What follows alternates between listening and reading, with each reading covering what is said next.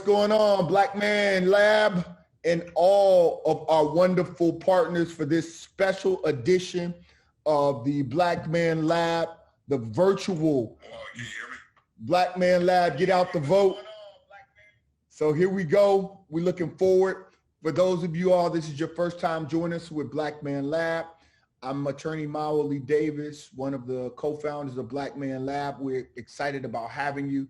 We're excited about all of the partners that we have joining us to focus on Black men voting in Georgia.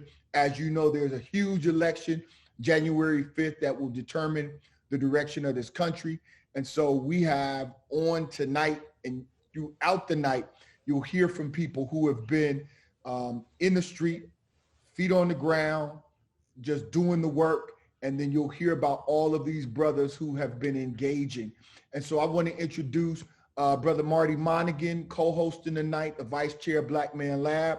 And then we're going to bring in some of our very powerful co-sponsors that are involved in this effort and just trying to push brothers to the polls. Brother Marty, come on. Man, thanks, Brother Holley, man. So excited about tonight. So excited about this rally and message that we are looking to get out tonight. We know that the young Black male from, when I say young, I'm talking about from that 18 to 40 range, is one of the least represented demographics out there. So we want to make sure that we are touching our folks and letting them know that they are important and that they are pivotal as it relates to every race out there, especially this one that we're looking at in Georgia coming up here. So with that, I don't want to take up any more time. I just want to say that and tell everybody that we have on tonight in advance, thank you. We are so excited for this and look forward to our conversation tonight. Well, we always start with some traditions and we want to get ourselves centered. And so to do that, we want to bring on Brother Fred Parham. Not only does he work with the Blackman Lab, he also works with the Collegiate 100 of the 100 Black Men. And so Brother Parham, come on aboard, introduce yourself, and then, get us centered, brother. Absolutely, Holley. Thank you for the introduction. And gentlemen, and to our listening and viewing audience, please take a moment with me to find a space in this moment. And how we're going to do that is by taking a deep breath. Then we're going to exhale all of the struggle of today, all of the disagreeableness that happened in our lives today. We're going to exhale all of that and center ourselves and prepare for an outstanding panel discussion afterwards. And so on my count, 3, 2, 1, let your chest fill with air, lungs fill up, and exhale slowly until your shoulders have fallen. And hopefully that stress of the day has dissipated, leaving an energized person to receive the great conversation and action items that we will hear this evening. Back to you, Holley and Marty. Thank you, my brother. We want to jump over to Professor Jared Grant. We always want to honor our ancestors. We know that without them, our right to vote would not have been realized. There were those who took beatings, who even died for our right to vote. And so we always acknowledge our ancestors, but particularly on today, as we discuss the importance of Black men voting. I think of Dr. C.T. Vivian, the great C.T. Vivian, who has been a part of Blackman Lab and Let Us Make Man from the very beginning of Let Us Make Man. And so we just want to think of Dr. C.T. Vivian and come on, Brother Jared Grant, so that we can do a libation. And then we're going to come over to Brother John Hollins to help us introduce some of our co-sponsors after the libations. Come on, Brother Jared. All right. Thank you, Holley, Marty, and Fred. How y'all doing today, everyone? Thank all guests. We always welcome our ancestors, putting our ancestors in our hearts and mind. So I want to ask everyone to just think of some of our ancestors, some of those great ancestors of the past, whose whose shoulders we stand on. So think of them for just a few seconds and lock them into your hearts and mind. And everybody raise a fist. And on 1, 2, 3, say Ashe. 1, 2, 3, Ashe. And again, now I want you to just think of, as Maoli just talked about, we stand on the shoulders of some of the great ancestors who help us achieve the voting rights in this country. You know, all of that disenfranchisement, we had those who bled for us, who died for us. So think of those ancestors right now, from Martin Luther King to C.T. Vivian and to others. Please think of them. Lock them into your hearts and mind, and everybody raise your fist, and on 3, everybody say Ashe. 1, 2, 3, Ashe. And lastly, just think of your own bloodline, those 10,000 ancestors that helped to create you. You're very important in this endeavor. So think of those ancestors and lock them into your hearts and minds. All right, and lock them into your hearts and mind. Everybody raise your fist and say Ashe 3 times. 1, 2, 3, Ashe, Ashe, Ashe. Oh, thank you, brothers. Back to you.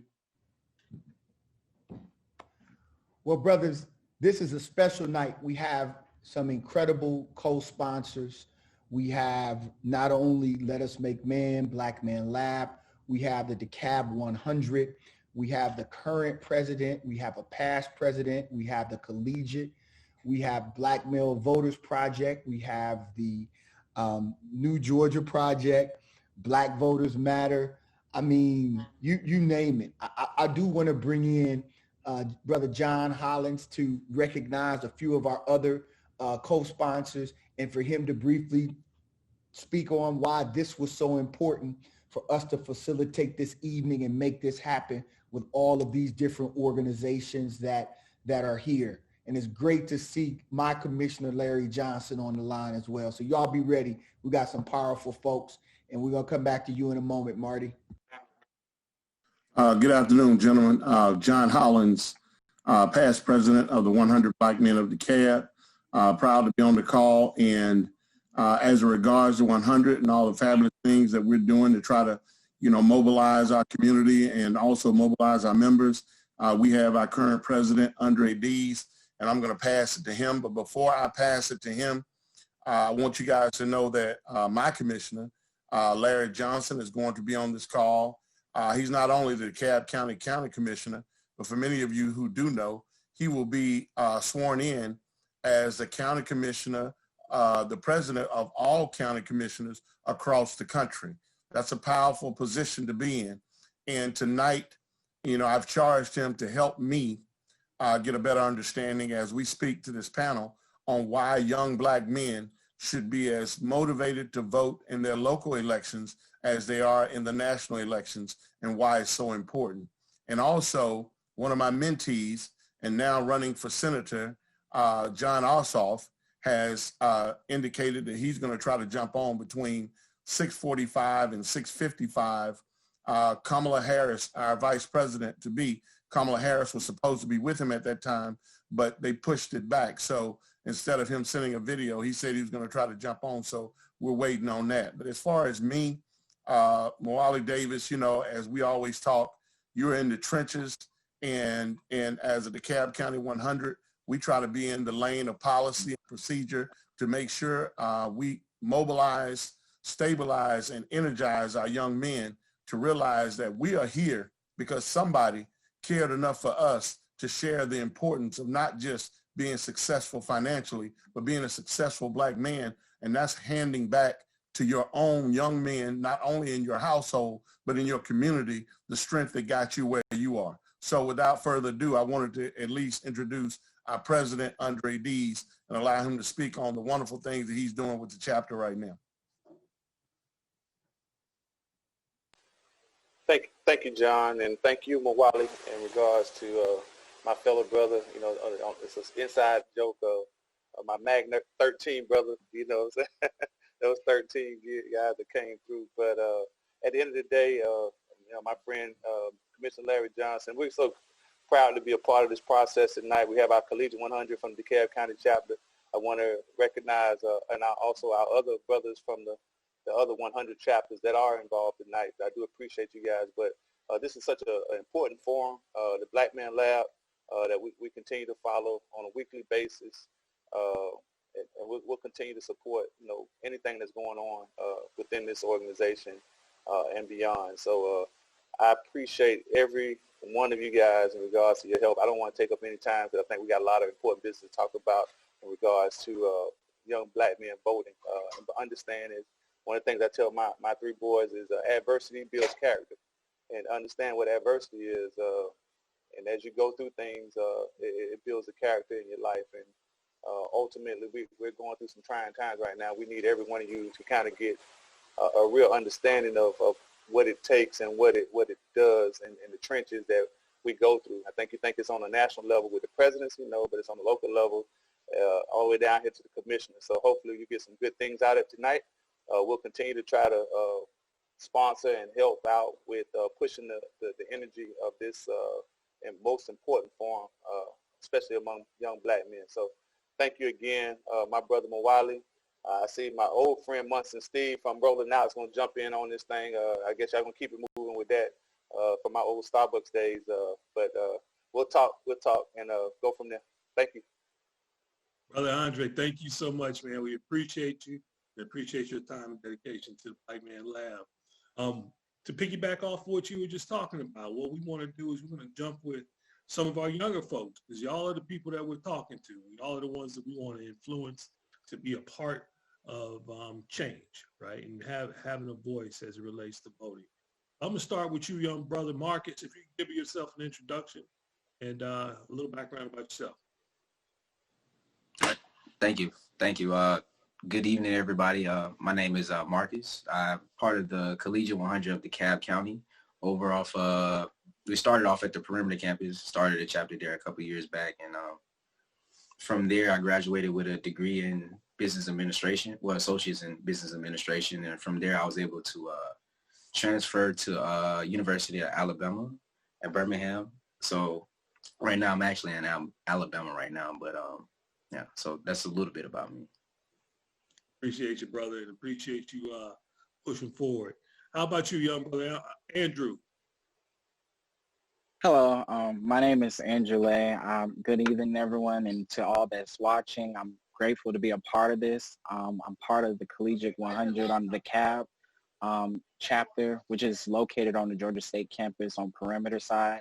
I graduated from there with a business administration degree, and I transferred downtown at Georgia State University downtown. So I'm great to be a part.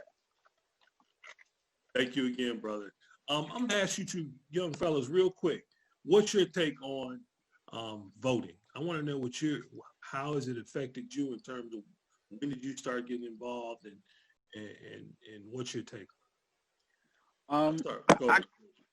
I guess I can say to me, younger generation, I guess we don't see the seriousness of it until now, with having a global pandemic and, seeing how it's the odds against us, like, is Mr. Donald Trump and then it's this person. And I feel as if, as the youth, we don't look at voting as a serious thing, which is sad to me because, that's your voice. And sad to say our ancestors have fought, to have that voice and pass it on to us. So, just to see how little that, our generation take that for granted is very sad. But with what we're doing with the Collegiate 100, we're taking that voice and trying to pass it down, to the younger generation and showing them how important it is to vote. Because at the end of the day, you have to have a voice. And with having that voice, you can make a lot of things move. And I feel as if, as youth, we feel as if, with the political office and who's in charge, they're gonna do what they want to do, if that makes sense. But I tell people that it's still important to vote, regardless on who you think may win or who you don't think may win.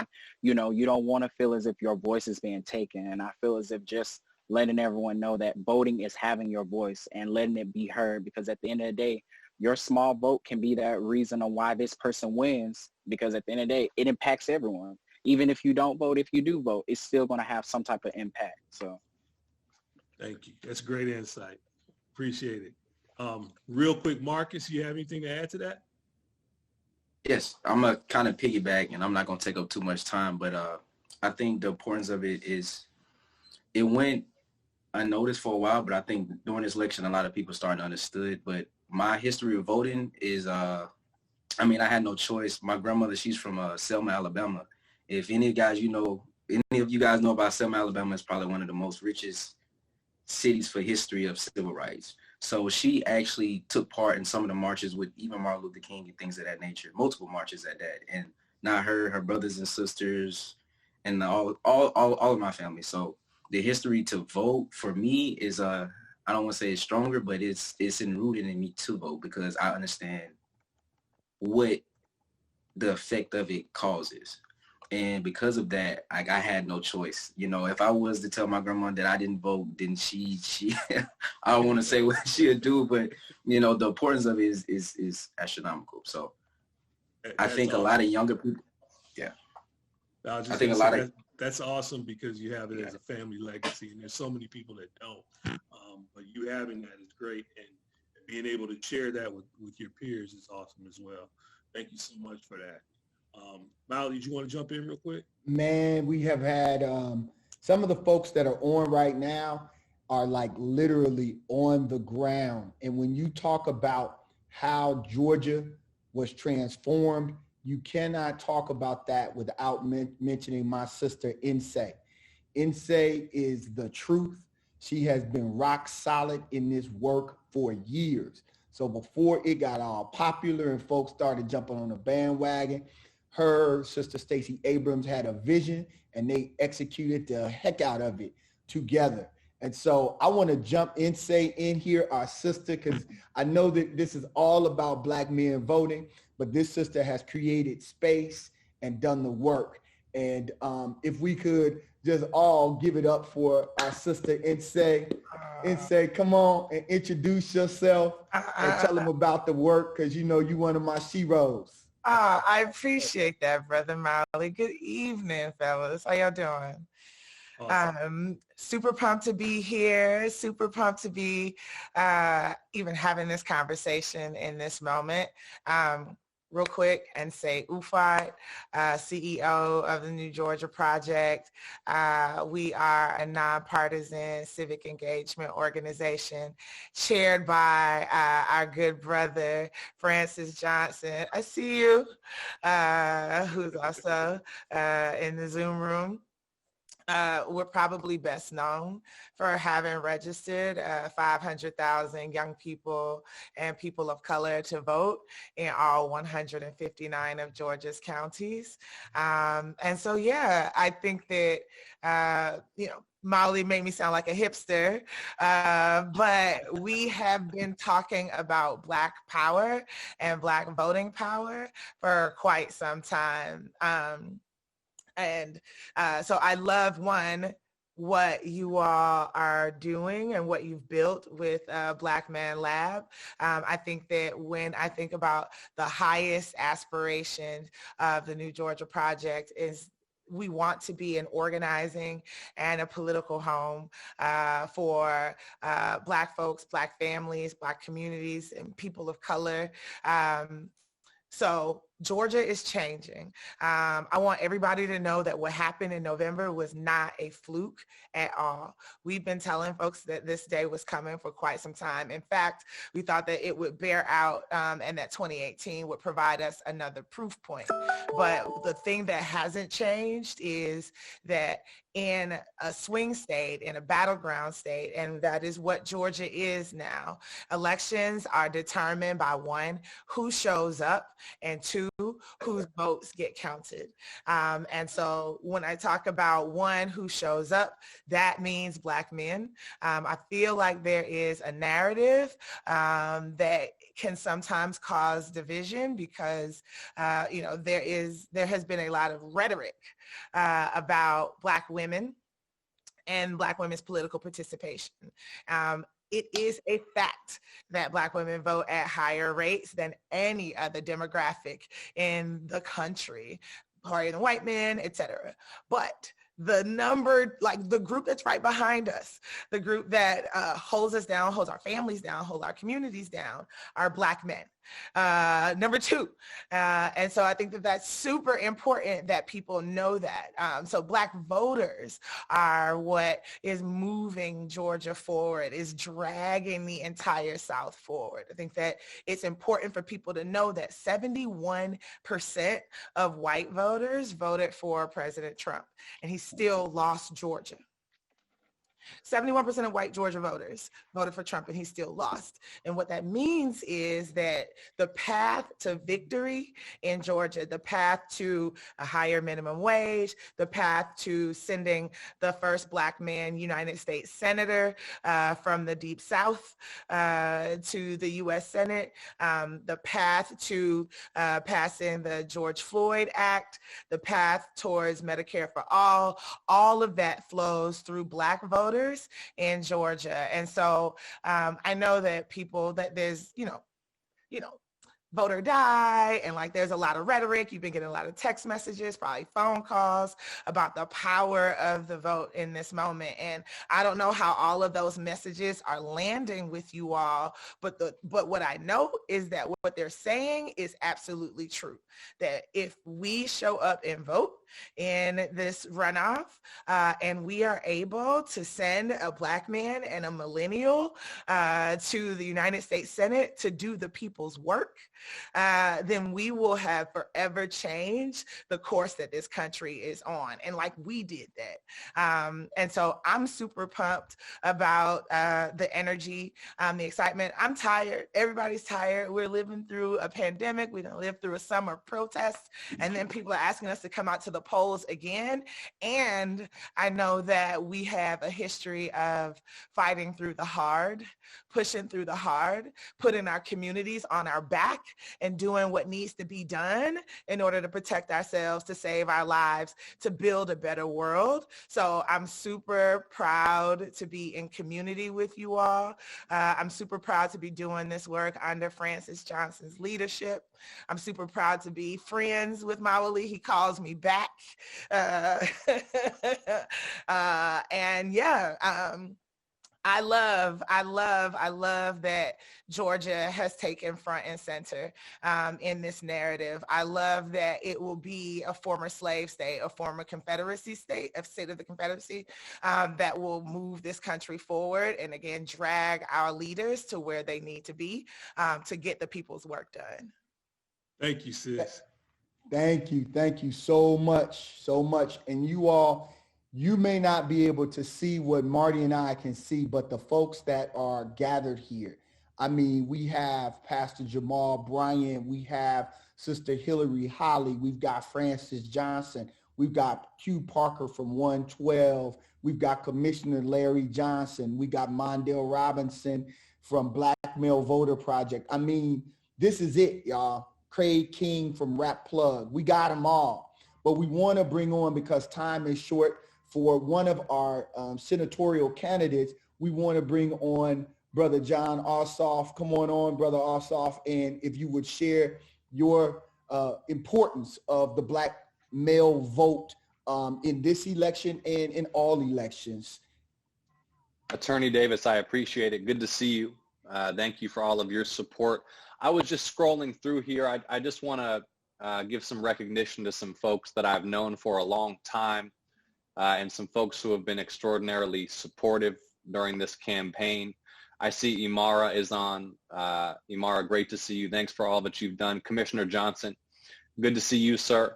Francys Johnson, great to see you. I think we just missed each other in Statesboro. That's right.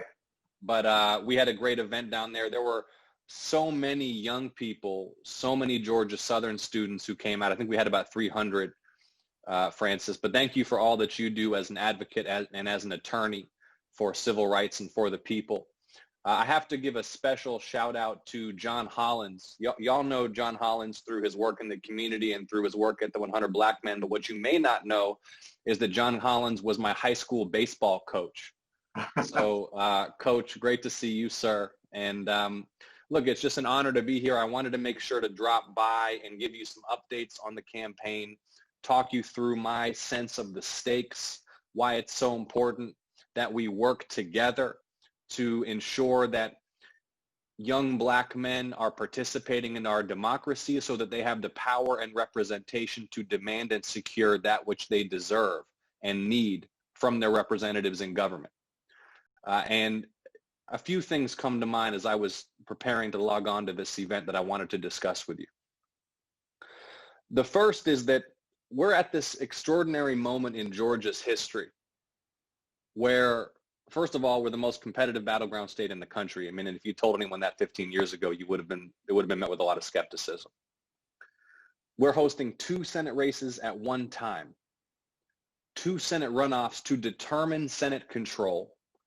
The standard bearers for the Democrats are the young Jewish son of an immigrant mentored by John Lewis and a Black preacher who holds Dr. King's pulpit at Ebenezer. If you told anyone that 15 years ago, people's heads would have been spinning. And the most essential thing that we have to do is inspire and empower young people of color to participate in this election. Young Black men in Georgia right now will determine who controls the United States Senate. That in and of itself, I think, is just a statement of power and potential. The flip side of that is that the support and participation of young Black men cannot be taken for granted or presumed or approached with a sense of entitlement by those who seek office.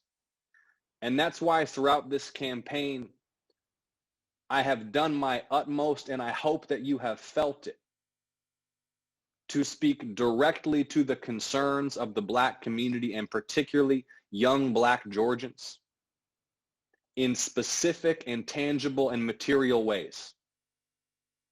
So for example, the opportunity that we have to make job training programs in America free. I want to talk specifics with you here. You know, I'm going to talk about four-year college in a second, but we tend to put four-year college up on a pedestal in the national political debate and discuss that without speaking enough about vocational and technical training. For a lot of folks making $9, $10, $12 an hour in the gig economy or in the service sector, that commercial driving license, that HVAC certification, the welding certificate, that can be the ladder to a level of income and employment with benefits that can sustain a family and throw off a little bit of extra cash to put away. And so we have the chance these next few years to pass legislation that will make job and technical and vocational training free for American citizens. Consider just for a moment with me the doors that will open for people. And that's in the vital national interest. That's in the vital interest of our economy, to make it easier for people to develop high qualifications. And it's in the human interest of folks who are trying to move their way up the socioeconomic ladder and right now are not being offered any chance to earn more money and secure a higher standard of living. Let's talk about four-year college. We can expand the Pell Grant program so that tuition for four-year degrees at public colleges and at HBCUs, and my commitment is that I will fight to make this true for HBCUs, be they public or private, is 100% free of any debt. Zero debt for young people in this country pursuing a four-year degree at a public college or an HBCU. If we lived in a society, and we can, where getting job training and technical training is free, and where generous federal grants make it possible to get a four-year degree without taking on debt, those two policies in and of themselves will open doors to opportunity, to wealth creation for so many people. It's common sense. We can make these things happen. I will fight to make these things happen. I'm trying to be specific, talking about ways that we can tangibly improve people's lives. We can raise the minimum wage to $15. We can raise the minimum wage to $15 because a week's work should allow someone not just to barely survive, but to thrive. We've seen wages crushed in this country for 40 years. If the minimum wage kept up with inflation, it'd be higher than $15. We can pass a significant increase to the minimum wage, but we can only do it if we win the U.S. Senate. We can make the next 2 years the most productive for civil rights and voting rights legislation since 1964 and 1965. We can pass a new Civil Rights Act that will empower the Civil Rights Division of the Department of Justice to bring civil or criminal penalties against officers, departments, prosecutors, judges, people who run facilities of incarceration where there is brutality or racial profiling. Because accountability is the only remedy. We will not have reform without accountability. We can reform federal drug laws so that they are no longer a pretext for the incarceration and disenfranchisement of young Black and brown men. We can pass a new Voting Rights Act that will make it a federal crime for officials to abuse their power to disenfranchise their own citizens. I want to say it again, that we can make the next 2 years the most productive for civil rights and voting rights since 1964 and 1965. And then when history looks back on this era, they will look back on the peaceful mobilization across this country after George Floyd and Breonna Taylor and Ahmaud Arbery were killed as our generation's Bloody Sunday. The demonstration and civil disobedience that paved the way and built the political will for passage of the VRA in 1965. We can do all these things, and I will fight to do all these things. And I hope that you know, and I know that many of you do, that Coach John knows, that Commissioner Johnson knows, Francys knows, that I am not arriving at a commitment to these issues because I am a candidate for office. I cut my teeth working for John Lewis. I worked on criminal justice reform issues for Hank Johnson. I authored death penalty habeas corpus appeals reform legislation a decade ago, which is still the marker bill for reform of death penalty appeals in the U.S. House of Representatives. I have been working on these issues for some time. I run a business that exposes human rights abuses, war crimes, corruption. I am passionate about fighting for justice. I will fight for justice in the U.S. Senate. We can elect this young Jewish son of an immigrant mentored by John Lewis, and we can elect the pastor at Dr. King's church to the U.S. Senate to represent Georgia in the U.S. Senate. In order to do those things, we have to generate record-shattering turnout. And that's why I'm so grateful for the work that you're doing. So I am going to have to hop at 7:10, which means, Attorney Davis, I've got 6 minutes to answer questions. Awesome. Let's do it. Go ahead, Molly. I said, let's do it. Come on, gentlemen, ladies, gentlemen, if you all have any questions, this is just an incredible opportunity for us to have this dialogue. And so I want the young brothers that are on, if they want to jump in and ask a question, to do that now. If not, we always got the salt and pepper headed brothers who can do it. And I just saw that Councilman Dickens is on here as well. Forgive me for not having I'm just scrolling through and seeing who I see. So nice to see everybody. Marcus, you want to? Yes, go ahead, Marcus. So I wanted to ask a question. You talked about raising the minimum wage to $15 an hour. My question is, will inflation with that also rise? And what's the plan to kind of balance those things out? Thank you, Marcus, for the question. And look, we are seeing inflation in the cost of living, the cost of goods and services that has far outstripped the increase in the minimum wage. So the people are already eating inflation. The people are already seeing that the cost of basic goods and services, as well as the cost of other necessaries like education, have skyrocketed over the last 30 or 40 years, while the minimum wage has barely moved. So no, I do not anticipate that increase in the minimum wage will be a significant driver of inflation. And I think it's worth remembering that over the same period that wages have been crushed, return to shareholders has skyrocketed. Mm-hmm. And so this is about whether or not working people participate equitably in the vast creation of wealth that the phenomenal genius mechanism of free enterprise creates. And in order to make sure that working people are benefiting from the power of the free enterprise system, we need to increase the minimum wage. But it's a great question, Marcus. I appreciate it. John. Coach. Does anybody else have a question? I mean, I can ask you offline, but the thing I wanted to say was this.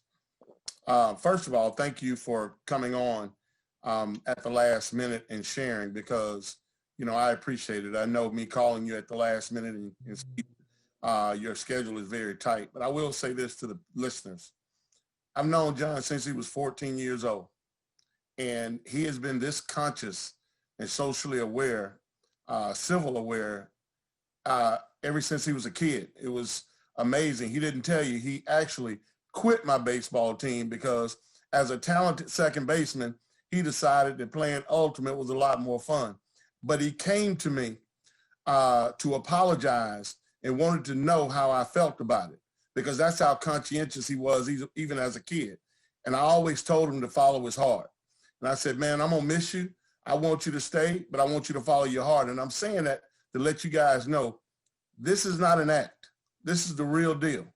This guy is conscious about raising the level of people in general. And he understands, after being mentored by John Lewis, the plight of young black males in general. And the one thing that I always say, and I say this wholeheartedly, that everything black is not good for you and everything white ain't bad for you. You have to be able to deal with the content and the character of the individual to understand where they're coming from and what they mean, and do they mean what they say? Because as my great-grandmother taught my father, and I'll leave with this, what you do speaks so loud, I don't hear a word you say. And I know what this brother does. And so thanks, John, for coming on. Thank you, Coach. I appreciate it. I'm grateful for the endorsement, and I'm grateful to this whole team for the hospitality. And I humbly ask you to do everything that you can to get people out to the polls. I mean, I'm getting, as you can imagine, daily updates from my team on the shape of the electorate and the progress of voting. And this will be, bar none, the highest turnout ever in a runoff election for federal office, with the highest stakes of any runoff for federal office in generations. And I just want to ask you, not for the sake of my ambition and not for the glory of a political party, but because of the real human consequences here, that you work tirelessly. Again, not on my behalf, on behalf of the community. And let me make this say this final word before I hop off. I'll be right back here as your senator to answer questions. I don't promise to always vote the way everybody wants me to. You shouldn't trust any candidate who does. What I promise you is that I'll be transparent and accountable. And I think that's what we should expect from public servants. I will welcome tough questions. I will welcome scrutiny. I will welcome criticism.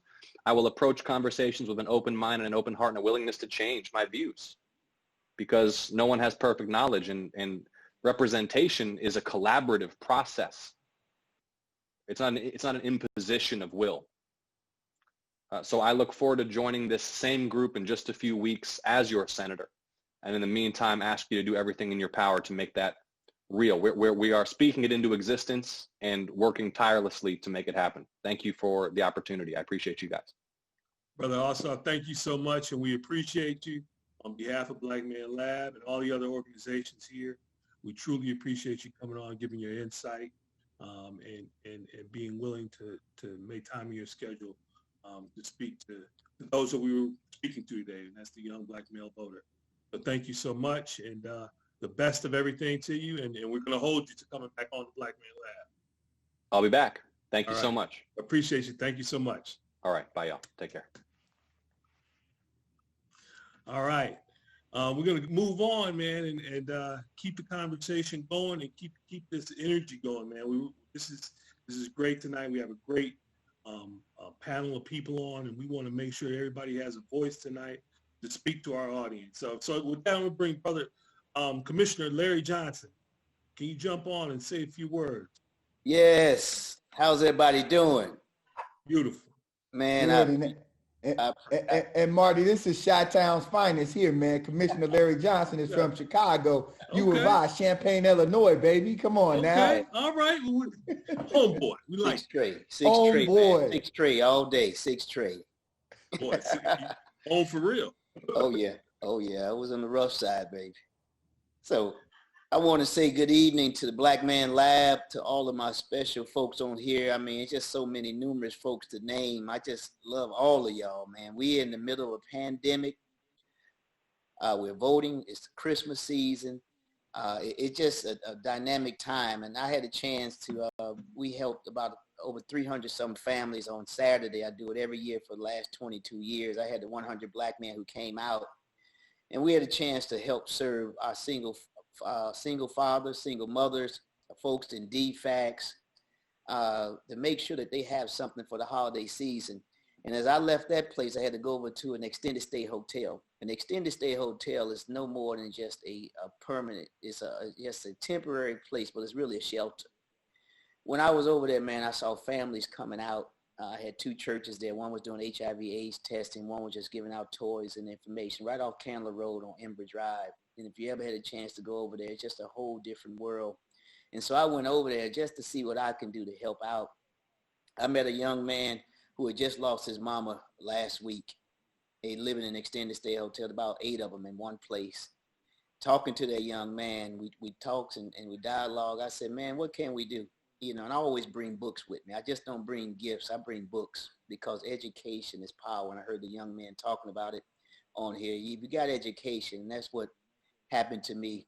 Come from 2 teenage parents, welfare, WIC, you name it, south side of Chicago. But I didn't let that stop me. Education was the point that really broke it for me, the first generation to go to college. And if you know about University of Illinois, you know that's not an easy place to go. And it was a place where you only had about 600 Black folks out of 35,000. That was a tough place to be. But in those moments, you can see that young man. I told him, man, you keep your head up. You keep moving forward, and you keep doing it. And that just allowed us to understand that voting is important, that I continue to be, as a commissioner, to help those young families, to help that young man who's going through. I said, you just called me on Monday because I see potential in you. I want to see you survive and succeed. But I want to tell you all, Black Man Lab, as we leave the Christmas season, guess what? We're heading into Kwanzaa. We have one more early voting date, which is on Sunday, December 27th. And if you know, the day 2 of Kwanzaa is Kuba Chagalia, which is called self-determination. I want us to use that December 27th as a day to go out and vote about self-determination. It's about Head Start. It's about our sidewalks. It's about education. It's about our Pell Grants. It's about helping single moms and dads to get to the point where they need the help. And you heard John Ossoff talk about that. This is about self-determination. If you don't hear anything else we're saying tonight and the speakers that have spoke, this is your time to use the principles of Kwanzaa to make a difference in our community. And so I just want to close with that. As a local, I'm the last one on the ballot, but I'm the first one called. We do everything from stray dogs to potholes to sidewalks to your curfew. So it's important that you engage your local elected leaders to make a difference. Thank you all, Black men and women. Thank you. Thank you. We appreciate you so much, Commissioner. Thank you for your words. And we at Black Man Lab love anything that touches Kwanzaa. So thank you, because those principles ring deep with us. So we truly appreciate that. With that, I want to bring on, it's not often that we get to have sisters on the Black Man Lab. So Sister Hillary Holley, I would love to bring you on if you could give us a word. Good evening, everybody. And first, I just want to say thank you for having me. It means so much. Working with so many of these amazing Black men on this call, it has kept me sane, it's kept me hopeful, and it's just done so much for the state of Georgia. this election, as Insei was saying earlier, can come down to Black men. And rightfully so. We've had a lot of work to do with Black men because a lot of times they have been left out of the conversation. And there's so much room to build. And so I'm just so grateful to be in community with so many of y'all. When we're thinking about talking to Black men, I'll call Mondale and be like, what should we do? What do we need to say? Where do we need to take out ads? Help us out. You know better than I do. I call my brother and his friends and let them know what they're thinking about. How about we have a conversation just between the 2 or 3 of you all, get it recorded, because it's not about us. It's about Black men being heard specifically in this moment, and knowing that, like what John Ossoff said, when elected officials get into office, holding them accountable. As we know, a lot of times the system has failed us. Francys Johnson and Attorney Davis, we've been together during the hardest times, and seeing results that were unfortunate to families. And then also seeing Black men not be able to grow into themselves. And so when I look at this election, I always think about hope, and I always think about ways to include the voices that have felt left behind, and approaching them in an authentic way. And again, we wouldn't be able to do any of this work without you all. And so when I get a text at midnight from Attorney Davis asking me to join, I'm going to make sure to respond. And I'm going to make sure I'm able to say yes, because you all mean so much. And the work that you do for young Black men, it truly matters. I mean, like I said, the other day I had a conversation with my brother and 2 of his friends who we're working on doing an ad with. And they were saying, you know, politicians never spoke to me like they are now. And like, so they're noticing the work that y'all are doing, and it means so much to their lives. And so I want to say that we're winning. Looking at all these numbers, Black turnout is extremely high, not just in Georgia, but in the suburbs. Today, we're seeing in rural counties across the state, Black voters are turning out. All numbers, all ages are turning out really strongly. And so the work is happening, the work is here, and we're just continue to build, and we're going to build together. And so I just love seeing the regional diversity on this call, because we know Black men are struggling not just in the metro area, but down in Southeast Georgia, Southwest Georgia, down in Lowndes County. And they need support, support in investment, in support in education, support in healthcare, and then not last but not least, but support in a criminal justice system that isn't seeking just to punish them, but to provide them opportunities and chances, especially our young men who are trying to survive. And so I just want to say thank you for having me. I truly love you all, and I don't know what else to say. Thank you. Hillary, thank you. Those of you all who don't know, this is another one of these sisters who really has helped change Georgia completely. So when we saw after Georgia turned blue, so many people lifting up Sister Stacey Abrams, as we all should, there were just all of these other sisters that we know personally who've been a part of this little crew of just, what is that? Good troublemakers, right? So they just been making good trouble in this election space for a long time, and Hillary is one of them. And that's why we're so grateful to have you on and fair fighting what you all do. So thank you. Keep doing what you do, sis, and thank you for joining us. And hang in here, because you can see we got some very powerful brothers here tonight, and you all have complimented these brothers very well. We want to bring on Pastor Jamal Bryant here in the DeKalb area, but really a national figure. And Pastor, could you come on and greet the folks and give us your most fiery 2 or 3 minutes, and just fire us up real quick if you wouldn't mind doing that. And also take some of that art down from behind you and send it to my office, and I'll pay you later. Listen, It's a Monday. I don't have much fire. All I got is a pack of matches, but I'm grateful to be on, and greetings to all the brothers. This is a critical defining moment. The reality is since 2008, the most consistent voting bloc has been our sisters. In this last election, 12 to 13% of our brothers lined up for Trump. Now we can recalibrate the data and really press the refresh button. I'm excited. Raphael, Warnock, and I went to Morehouse together back in the 90s, and to see him evolve in this place of national leadership is a critical moment. Let me salute a couple of my Morehouse brothers that are on here. But I really want to turn the mirror to the Black church. That's right. Because I am afraid, attorney, the Black church has not done all that it can or should do in this electoral process. We have been the sleeping giant. Everywhere you turn, you're hearing from white evangelicals, but the Black prophetic church has lost its prophetic voice and has contracted laryngitis. To that end, I don't think that it is by any accident that Pastor Warnock is from Ebenezer, the church that really cast the dream to make America look at itself. I say to pastors all over the country, the reality is Dr. King never pastored a church that was bigger than 300 people. So it's not the mega pastor that make the difference.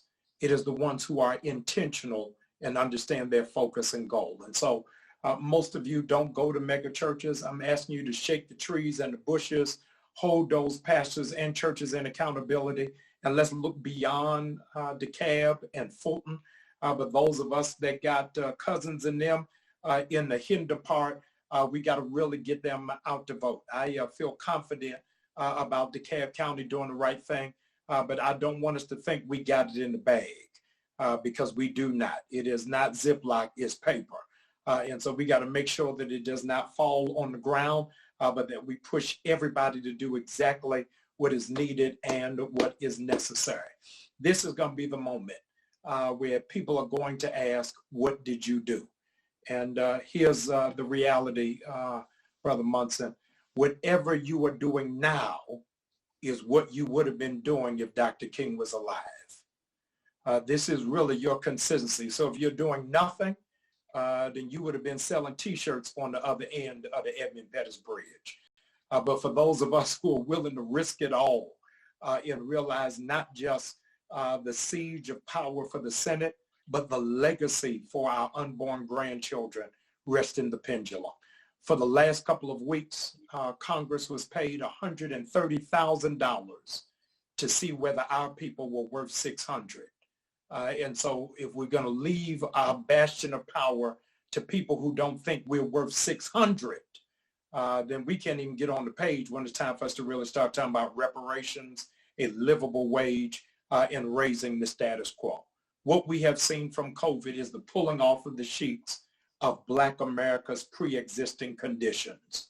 That we already knew we had food insecurity, already knew we didn't have support in entrepreneurship, already knew that there was a housing crisis, already knew that there was inequitable health care.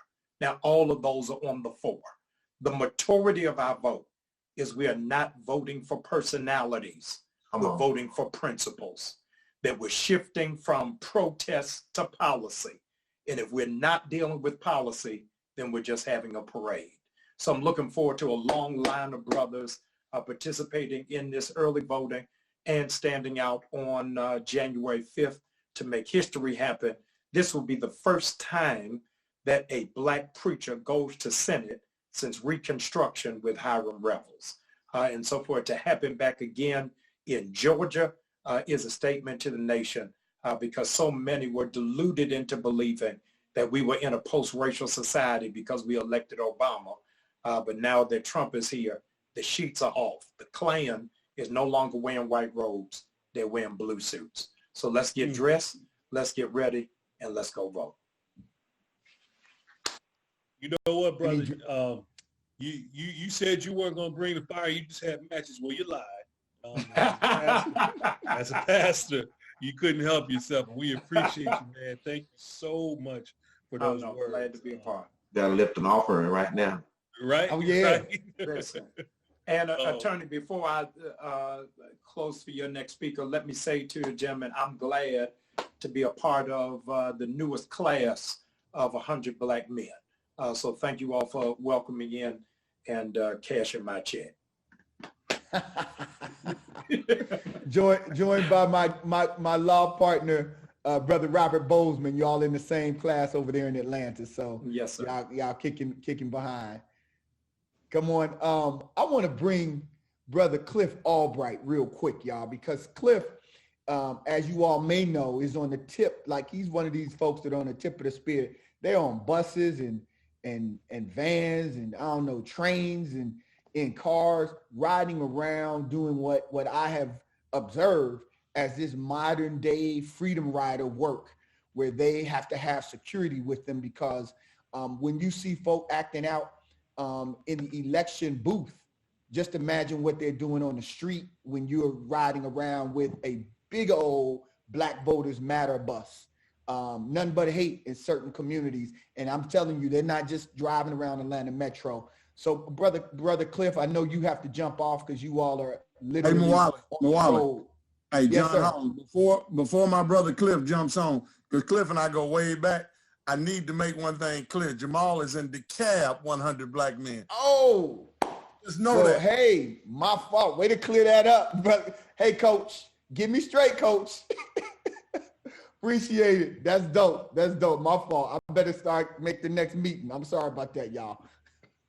Come on, Cliff. Hey, what's going on, y'all? Always glad to be here, Blackman Lab. Maoli and the team, love what they do every week, convening a group of brothers, not just election time, not just when something goes down, every week, consistently, brothers talking to brothers. I want to thank them. It's good to see so many familiar faces on here. Coach, you're absolutely right. We go way back. Good to see Brother Jeff on here, of course, Brother Francys, so many on here. I shouldn't even try to go down the list. But yeah, we're on the bus right now. As you can probably tell, Blackest Bus in America. Although we being challenged on that nickname because I see you out there.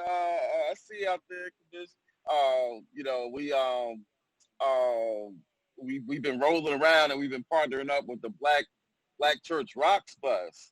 And they fighting for that Blackest Bus in America because they looking pretty good too. But on a serious note, yeah, we are rolling around. We were in Augusta today.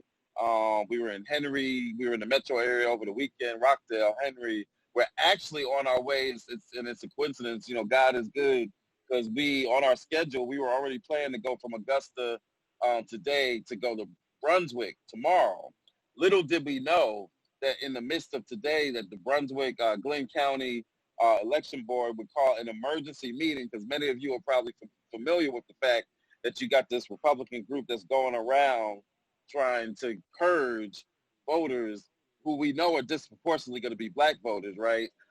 Which is an action that can't be taken this close to an election cycle. You can't do list maintenance, even if it was a credible complaint, which is not.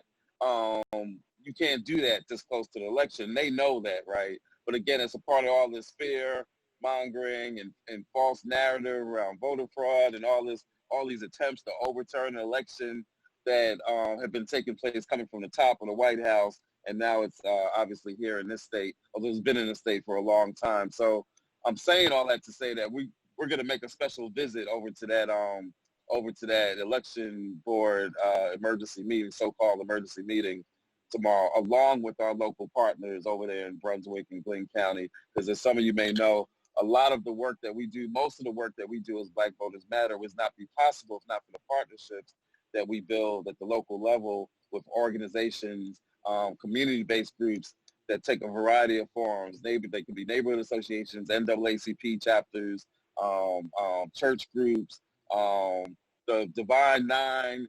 I think I saw some brothers on here from Alpha Phi Alpha, some of the other Divine Nine on here. We've partnered with over 100 chapters across. Yeah, I see y'all throwing up the signs. So we're very proud of that partnership because we're partnering with some of the oldest institutions in our community, the church, the Divine Nine, right? The NAACP chapters, community groups of all shapes and sizes, youth groups, you name the type of organization, we're partnering with them. And key to that, and on the focus of this call, is the role that we as Black men are playing, right? We're having some serious conversations everywhere we go. We just did a series of youth concerts, they tailgate in places like Savannah and Columbus and Macon. So we're talking to young Black men, we're talking to older Black men.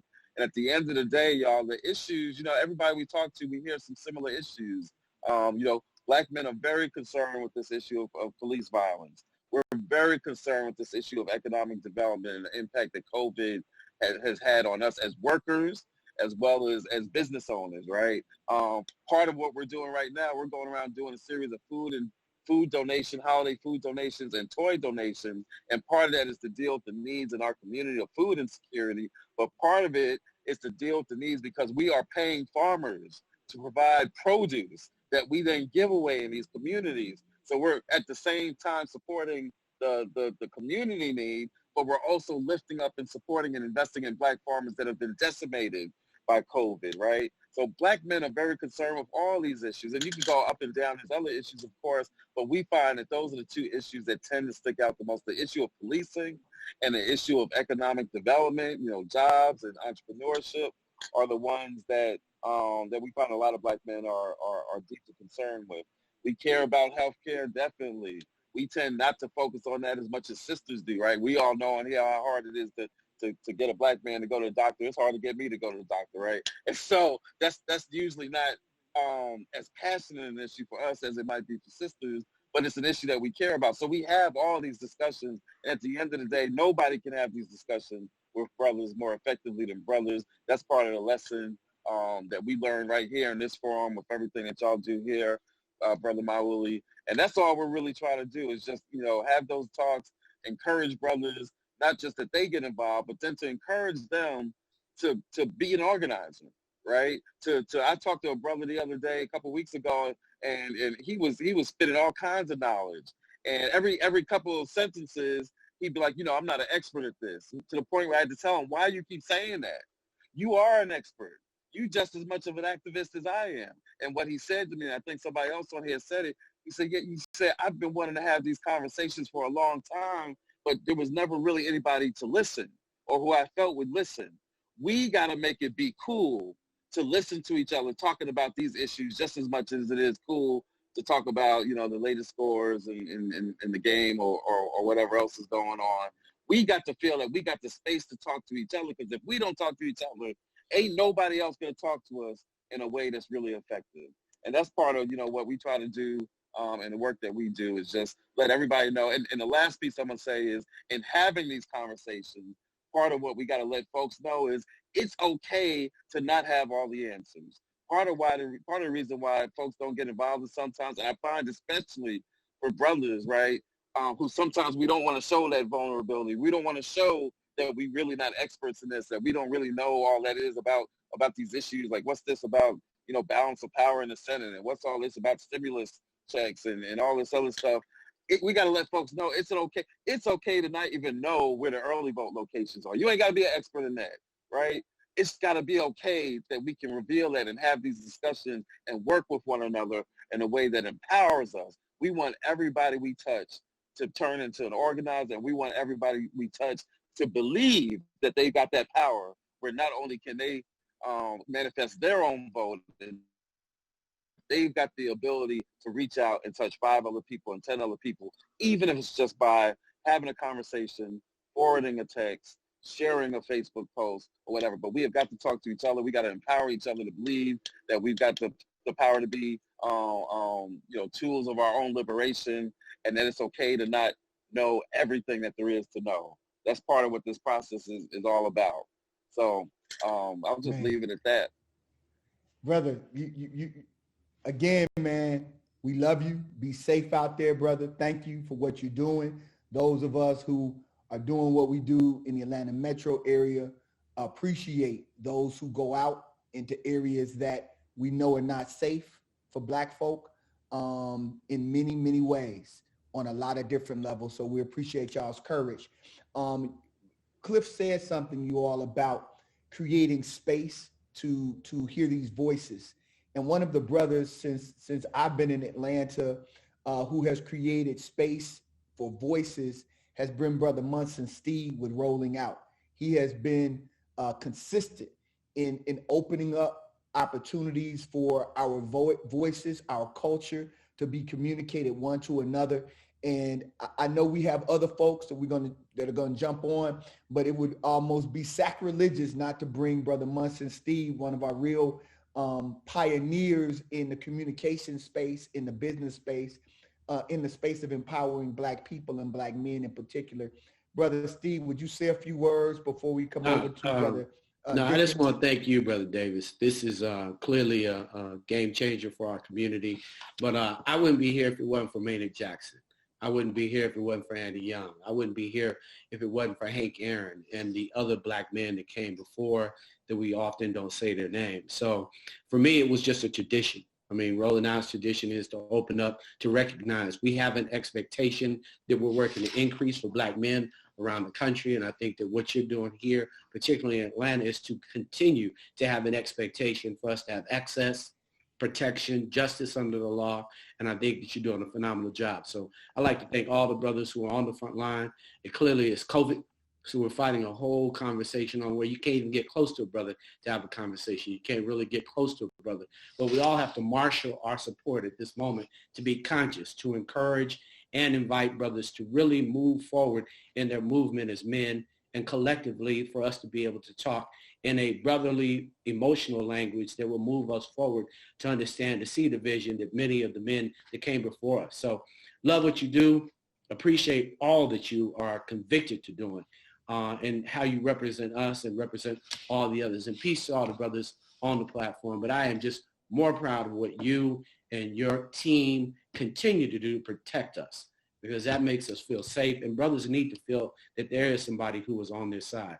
So peace to you, brother. And thanks for not just me, but all the forefathers that have given their lives, their time, and even those who have been lost in this movement, because there are those who've lost their lives coming to, will not have a choice to vote.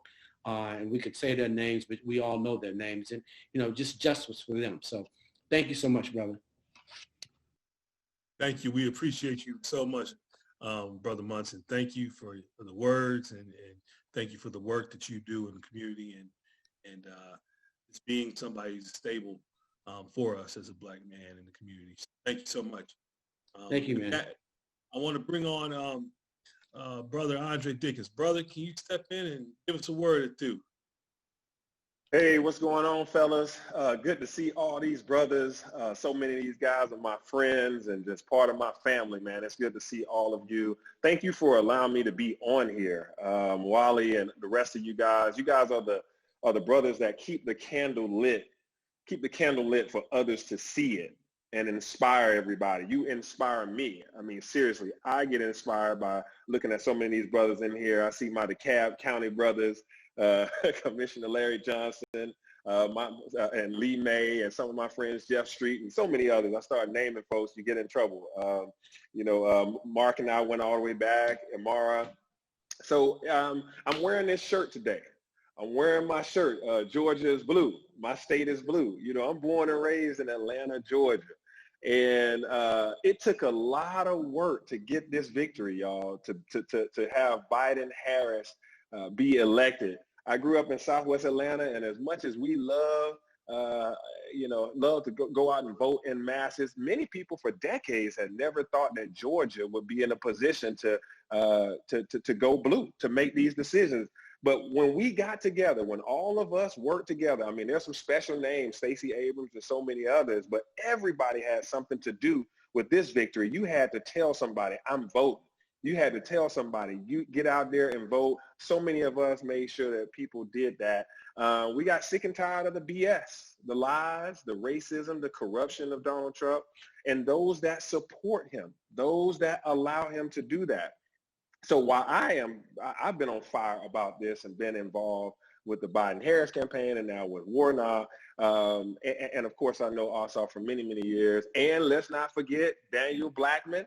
let's not forget that we need to make sure that we have a public service commissioner that understands what it means to be Black, to be forgotten at times. We can't have these utilities overcharge us. We need somebody that's going to speak truth to power.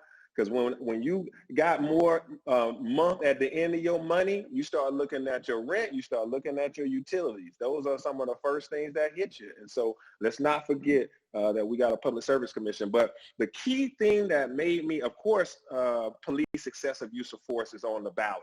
But this racial economic equity plan that the Biden-Harris campaign wrote out is detailed, it's phenomenal. I got behind that. And I need to make sure that because we have a Congress that's going to be behind that, we got to have a Senate that's behind that. That's why I am saying we got to get Warnock and Ossoff in office, because the plan is rich. The plan has student loan forgiveness. The plan has Black businesses. We live in the region where Maynard Jackson set the standard for economic inclusion.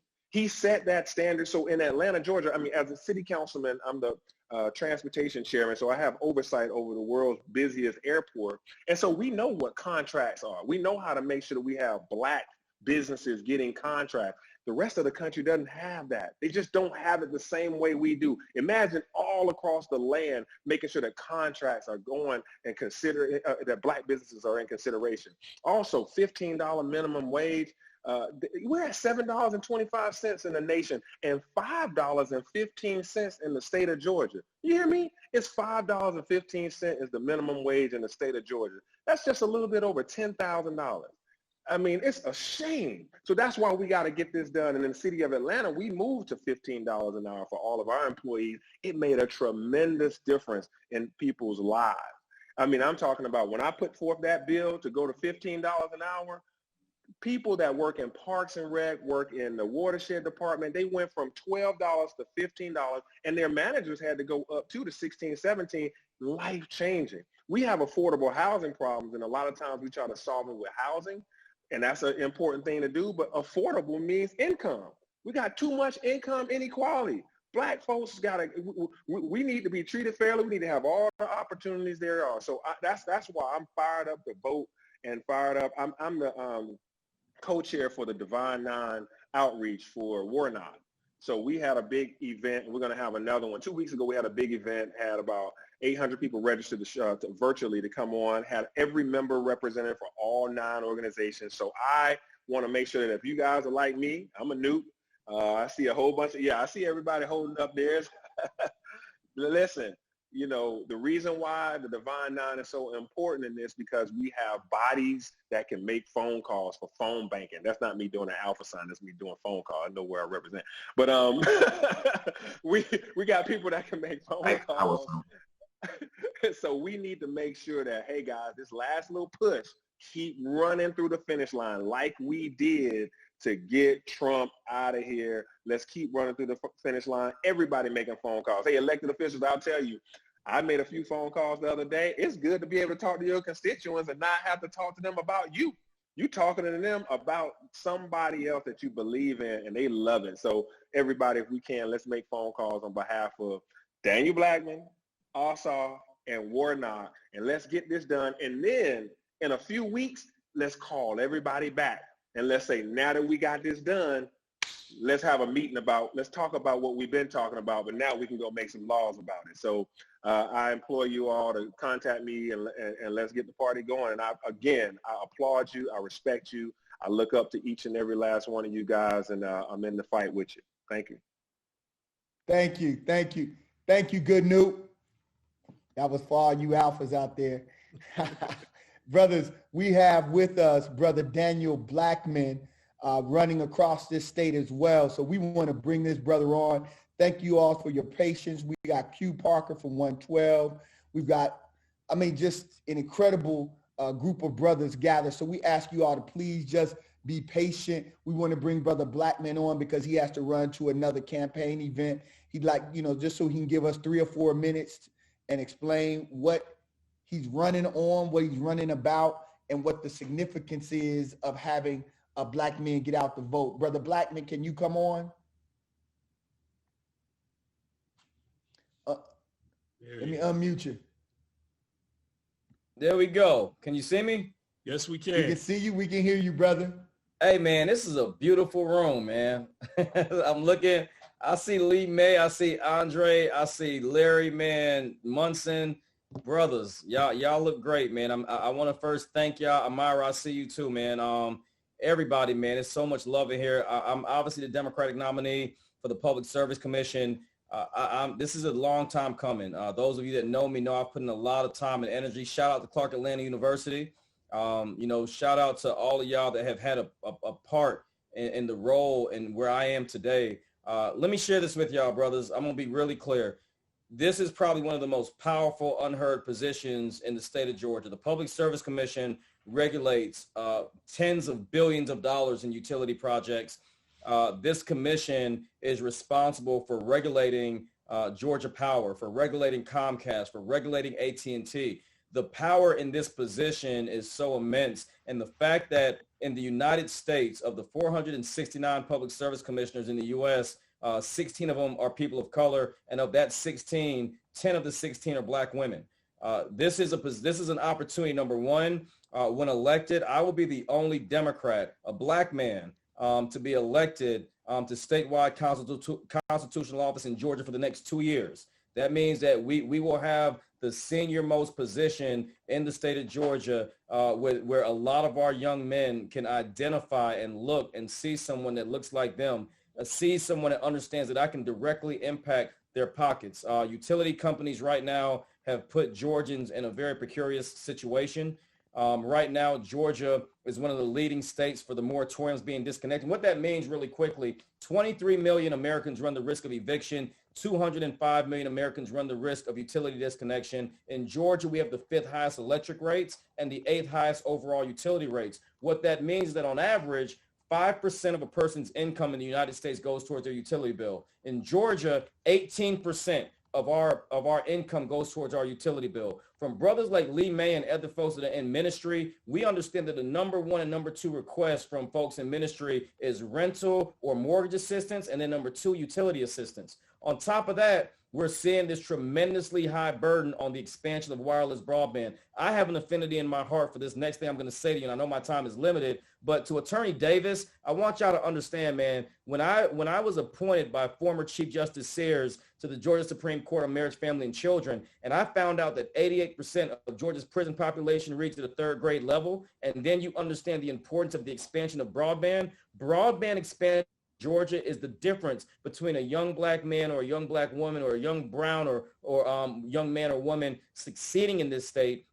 When you look at the challenges that we're facing, the Public Service Commission plays a significant role in the expansion of broadband. These are all areas that are critical to our children competing. When you look at technology and the lack of access our communities have, when you look at the jobs of the future, when you think about how our children are being positioned and left behind, and you understand that autonomous driving is going to take away 3.5 million jobs in the next 5 years, these are all areas that the Public Service Commission has a direct impact on. The last two things, public health. You want to know why Albany, Georgia, at the height of the pandemic was the number 4 most populous state for COVID cases in the world, number 4 in the world.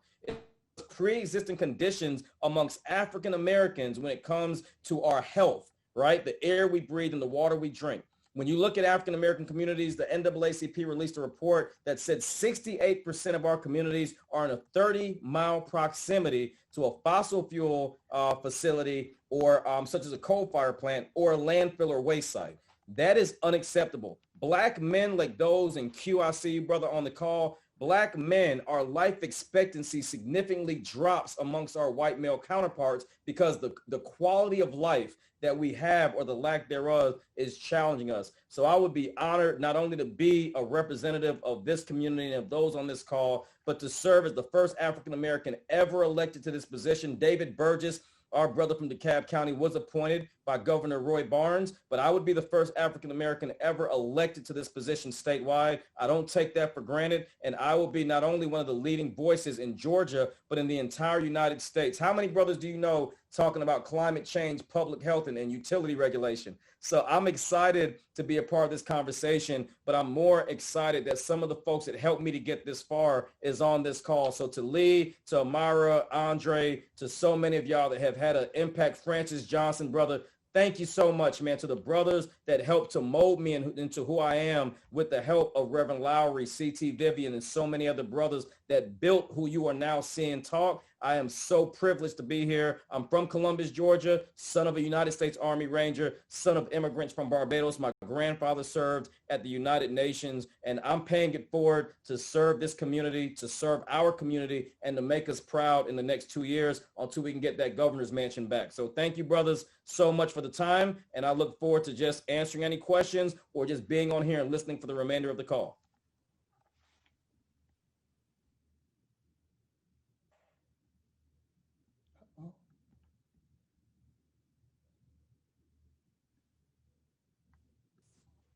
All right.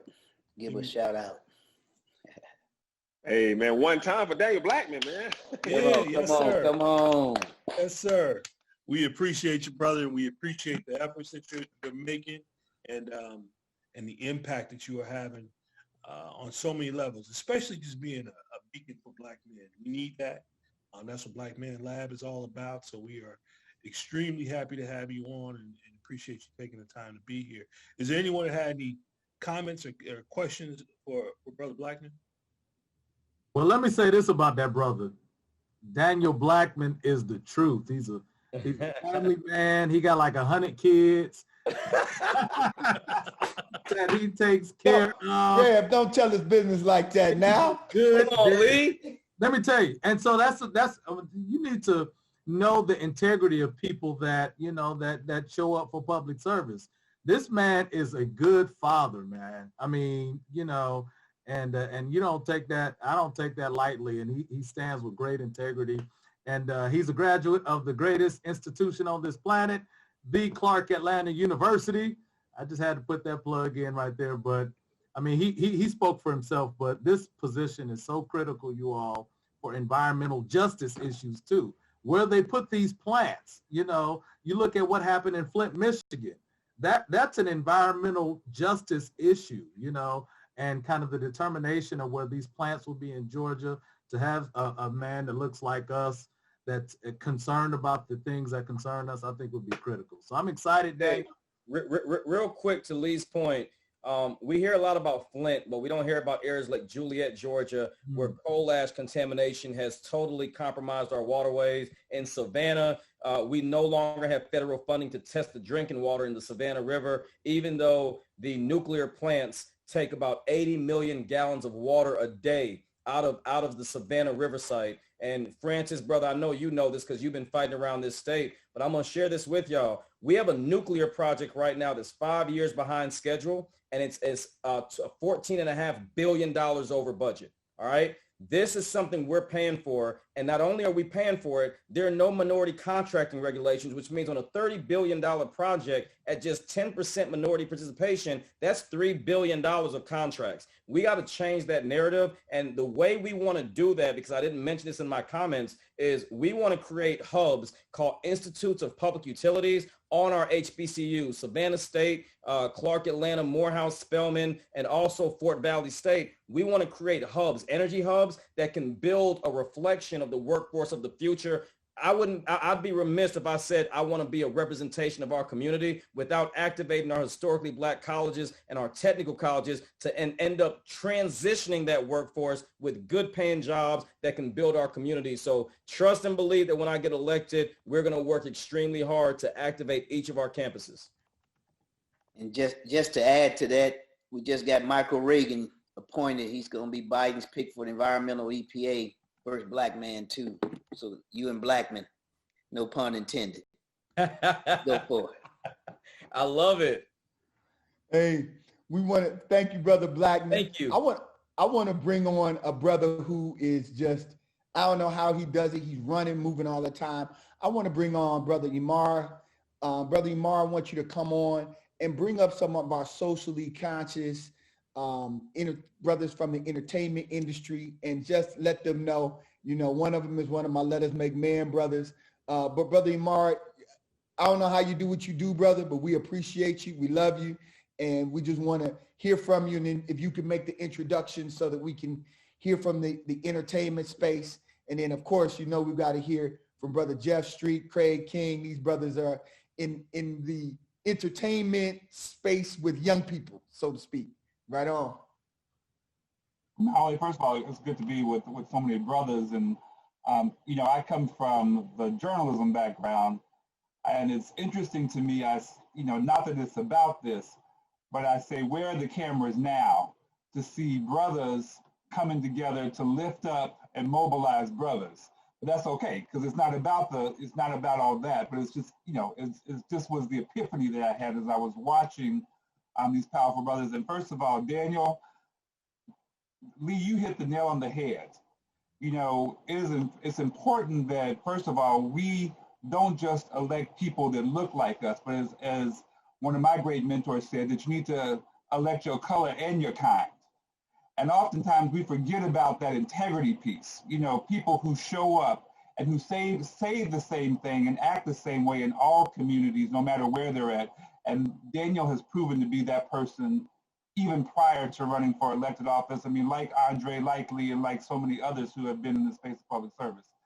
But I also want to just, as Maoli said, bring forward two brothers who really, we know them so well in the entertainment space, but they're so much more than just entertainers. They really are what I like to call social activists that understand the platform that they have to reach so many critical communities that we need. So first, I'm going to ask Brother Q Parker if he would come forward and just share a few remarks with us. And then after that, to ask Brother Lamont Rucker if he would then share some things, again, staying on this theme of the importance of mobilizing and the power of the Black male vote. Absolutely. First of all, just thanking everybody. And it's an honor to just be in this room. One of my mentors has always told me,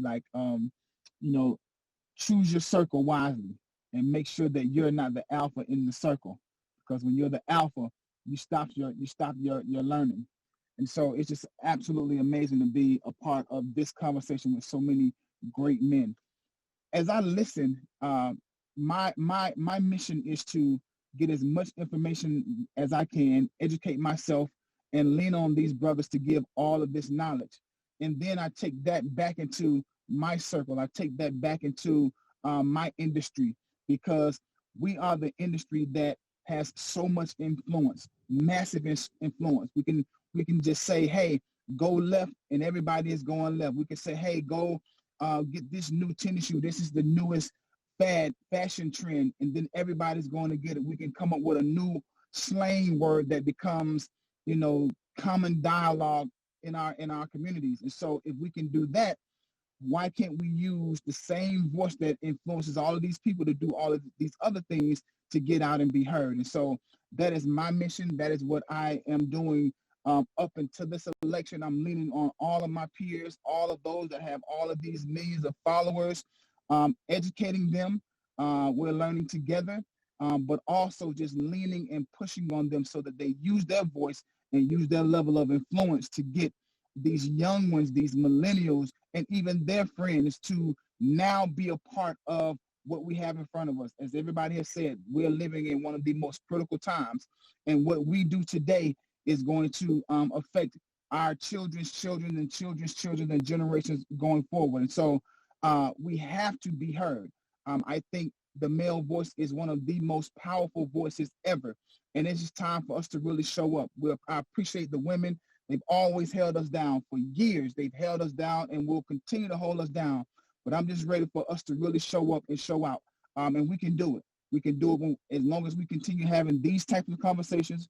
We'll continue to have these type of rooms created, and we can continue to have the open minds, because we have everything that we need. It's just time for us to get out here and mobilize it, man. So I'm on board. I'm ready to do the work. And like I said, I'm going to continue leaning on all of you brothers so that we get as much information and education that we can. And so then when we go out into the communities and when we pick up the phone to our peers, they'll get the information, and then now they'll just each one teach one. So, man, thank y'all so much for just all your inspiration, man. You guys always are inspiring me, every last one of y'all on this call, man. So thank y'all. Thank you, brother. Brother Rucker?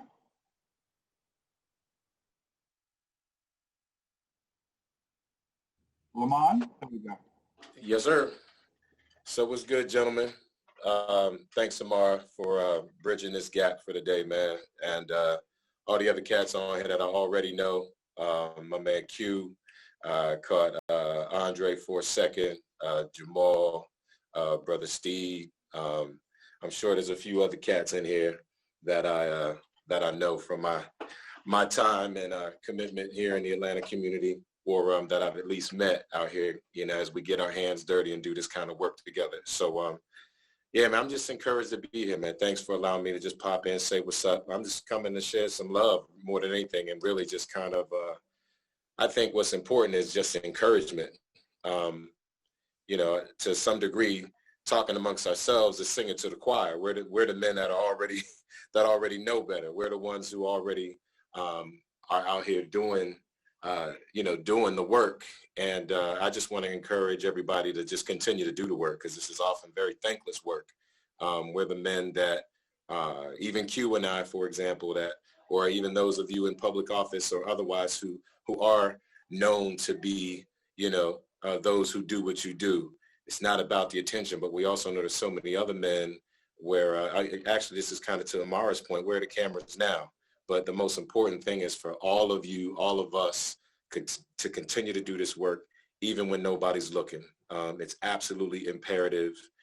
You know, we've spoken, and, you know, people continue to verbalize, and there's a very dominant narrative of how impactful and how important our women are, in particular, our lovers and mothers and daughters and sisters and elders. But very little and very seldom is the Black man in particular valued in the same way with regard to our voices being heard. So a big part of that particular, you know, perspective is where me and my partners in LA started an organization called the Black Gents of Hollywood, which is now called the Black Gents. And that entire purpose is not to smother at all what our sisters are doing. If anything, is to align as Black men and build solidarity, lock arms so we can back them up, protect them, lift them up, and again, push forward the narrative that supports them. But there's really, unfortunately, not enough work, I believe, asset framing for Black men.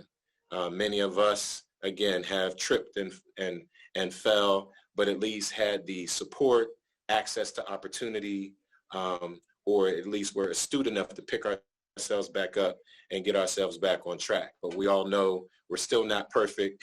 We'll probably continue to make mistakes, but significantly fewer mistakes than one of our other brethren, because at least we've got each other, and because we're committed to work that has purpose and has impact. But the most important thing to do, I think, is for everybody to stay aligned, stay connected, continue to form coalition.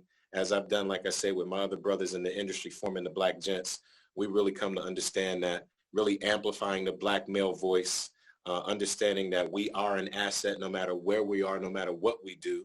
That is a false narrative that we are not present in the community, that we don't love each other, that we don't support and protect our women and children, that we aren't good fathers, that we aren't successful, we don't participate in elections and vote. Now, do we do as much of that as we should? Sometimes, of course not. Nobody does. These same issues and these same challenges exist in every single community. But I really want to encourage everybody to also reach out to so many more of the men who don't feel like they're included in the conversation, who don't feel like they're an asset, who don't understand how much their voice matters. And not just that it matters, but how. How do we empower our other men and brothers, little brothers, older brothers? Some of the most apathetic men are actually some of the elders, not just these young boys, you know. But I think, as most of us know, the civil rights movement might have been, amplified by Dr. King, but he was a young buck. He wasn't the youngest of the bucks, but he became the symbol, unfortunately also the martyr of the movement and the primary, icon of it. But the movement was always about the elders. The movement was about the people who taught him, who guided him, who supported him. And then those who were also out there in the street and really, really made some of this social change work was the young people. It's the SCLC and as you all are talking about, our college youth and high school age kids. I mean, what we know about even some of the very small children that were integrating schools that impacted, we hear very little about Claudette Colvin, but we hear Rosa Parks' name all the time. But we forget this little young lady was one of the first people to be in a position to say, no, I'm not, moving my seat. So it's like the young people who are really at the core of what really is going to make this country be shaped the way we need it to be shaped. But as the big bras, we got to really do our part to grab some of these young brothers by the hands sometimes, or wrap our arms around them, not necessarily always just get in their face, but more so listen, get them to understand their value, listen to their heart, understand what they need, understand what is really in the way of them getting to where they believe they need to go. The unfortunate thing is they don't have faith that they can get there. But if we involve them and engage them and encourage them and empower them and protect them and bridge the gap for them, I believe all of the things that we know we are and can be as Black men, our younger Black men will do the same. Our older elders and brothers and uncles and grandpas or whatever who are kind of tapped out and exhausted, we've got to reinforce and re-encourage these same things with them. And if all of us can get our act together a little bit better, if we can align with one another a little bit more significantly, build each other up, not push each other down, as we know, like the love is here. I see it. We live it. We breathe it. Amara and I in particular have known each other for years. No matter where we are in the world, no matter where we are in the country, we're finding a way to bring one another into the conversation to do whatever kind of powerful and productive work we possibly can.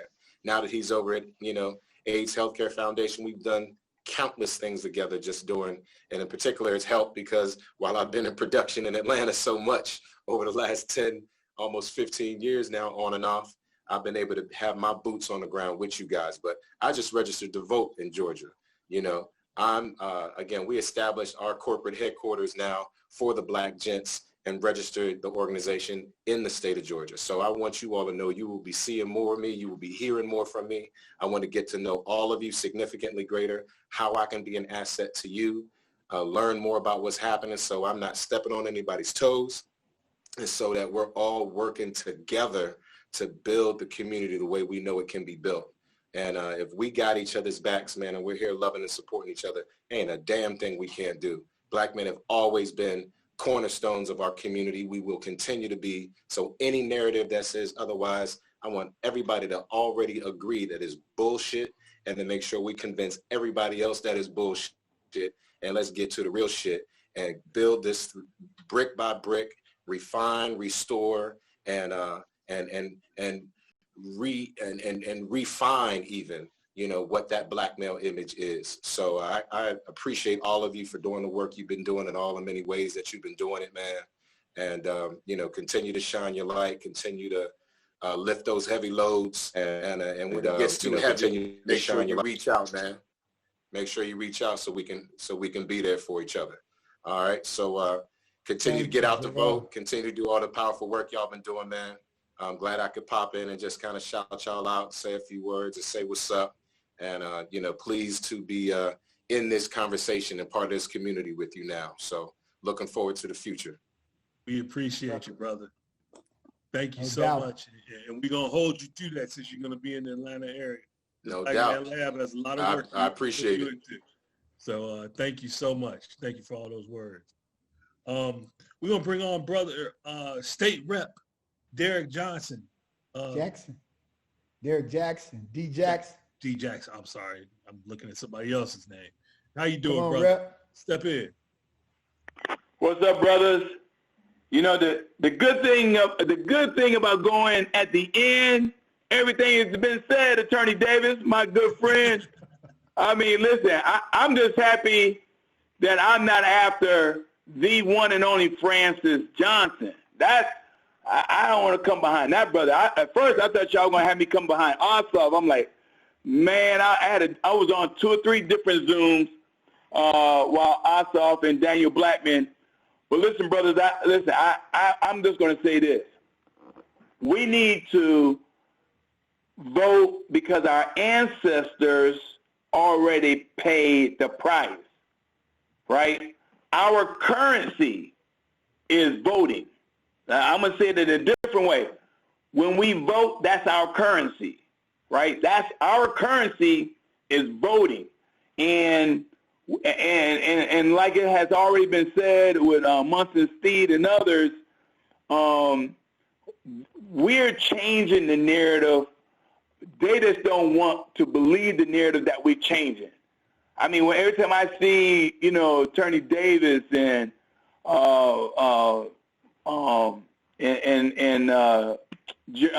Griggs, out there in the streets fighting a good fight in the courtroom, and Francis Johnson. I mean, and then Andre Dickens. I was with Andre Dickens last week on that D9 fundraiser. I mean, we are mobilizing. We're speaking out loud. We're speaking up. When we need to stand down, we stand down, sit down, and stand up. And so I really appreciate being on this call with you all, just telling everyone, just get out and vote, right? Ossoff, Warnock, Blackman, right? This is not hard. This is not hard. Ossoff, Warnock, Blackman. You mix it up, Blackman, Warnock, Ossoff. Those are the only 3 names, right? We have to show up. They're pushing this narrative about the sisters strolling for a reason, brothers, because they think by using our queens, they can marginalize us. But they're using the same playbook that they've always used. So we hip to the game now. So all we got to do is tell them, listen, we're better than Trump. We're better than Trump. Our subject and verbs agree, better than Trump. Our taxes, y'all see my taxes, right? So we can already take back a narrative when they keep talking this craziness, right? Talking about we're lazy and we're not showing up for our community and we're not in the household and all this. No, all we got to do is respond. We're better than Trump. This is not hard. We're better than Trump. We're more educated than he is. We can get in front of the television and say things more than just good and gooder, right? We ain't trying to violate the Constitution of the United States, right? This dude is doing some gangster stuff, but that's all right. Southern District of New York, they're waiting on him. Folks in Virginia, they're waiting on him. That's why he's losing his mind. So while they're focusing on Trump, let's focus on Warnock, Ossoff, and Blackman on January 5th. Right. They continue to push this narrative that the last 16 years in Georgia, we don't show up for the runoffs. And that's probably, true, right? You look at the data, 7-8% turnout on runoffs. Okay. But we've already broke some records, brothers, right now. And it's just the 21st of December. We already shattered numbers. And so they're nervous. And they're trying to paint labels on us, calling Brother Warnock a radical. I was with Warnock last week, and I said, we need to take back that word radical. We need to say we're radical for working families.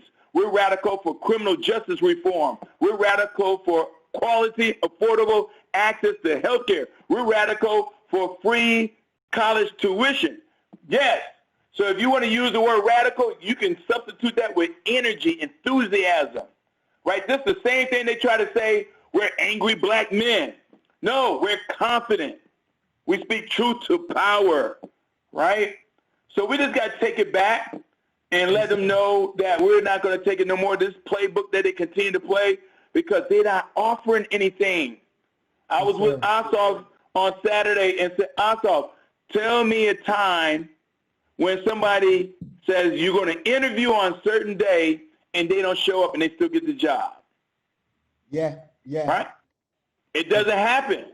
Purdue didn't show up for the debate. Right? So we need to say that's the narrative. And we need to say that in rural, suburban, and urban.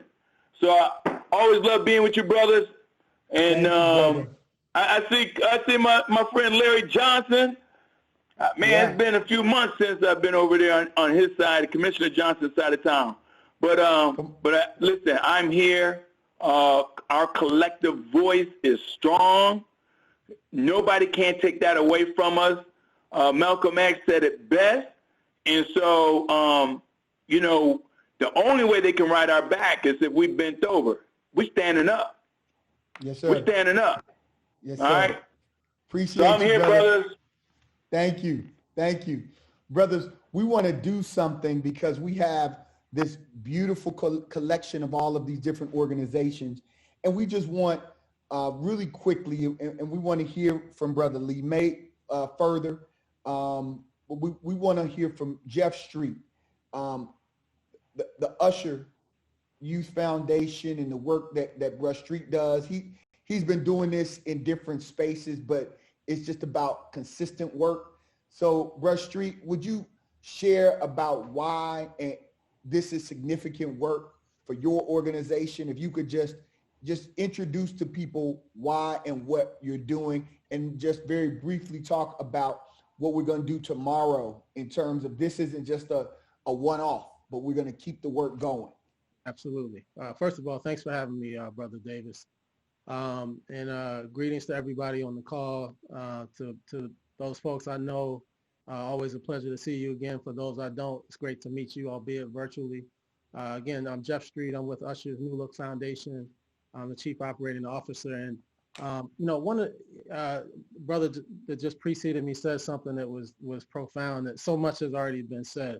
But one of the messages that really resonated with me in listening has been narrative change. A lot of what we are really trying to do right now is dispelling myths and creating a narrative that's more reflective of us, right? We want to be able to be self-determining, tell our own story, and not have other people define who we are. So our work is largely about building passion-driven global leaders.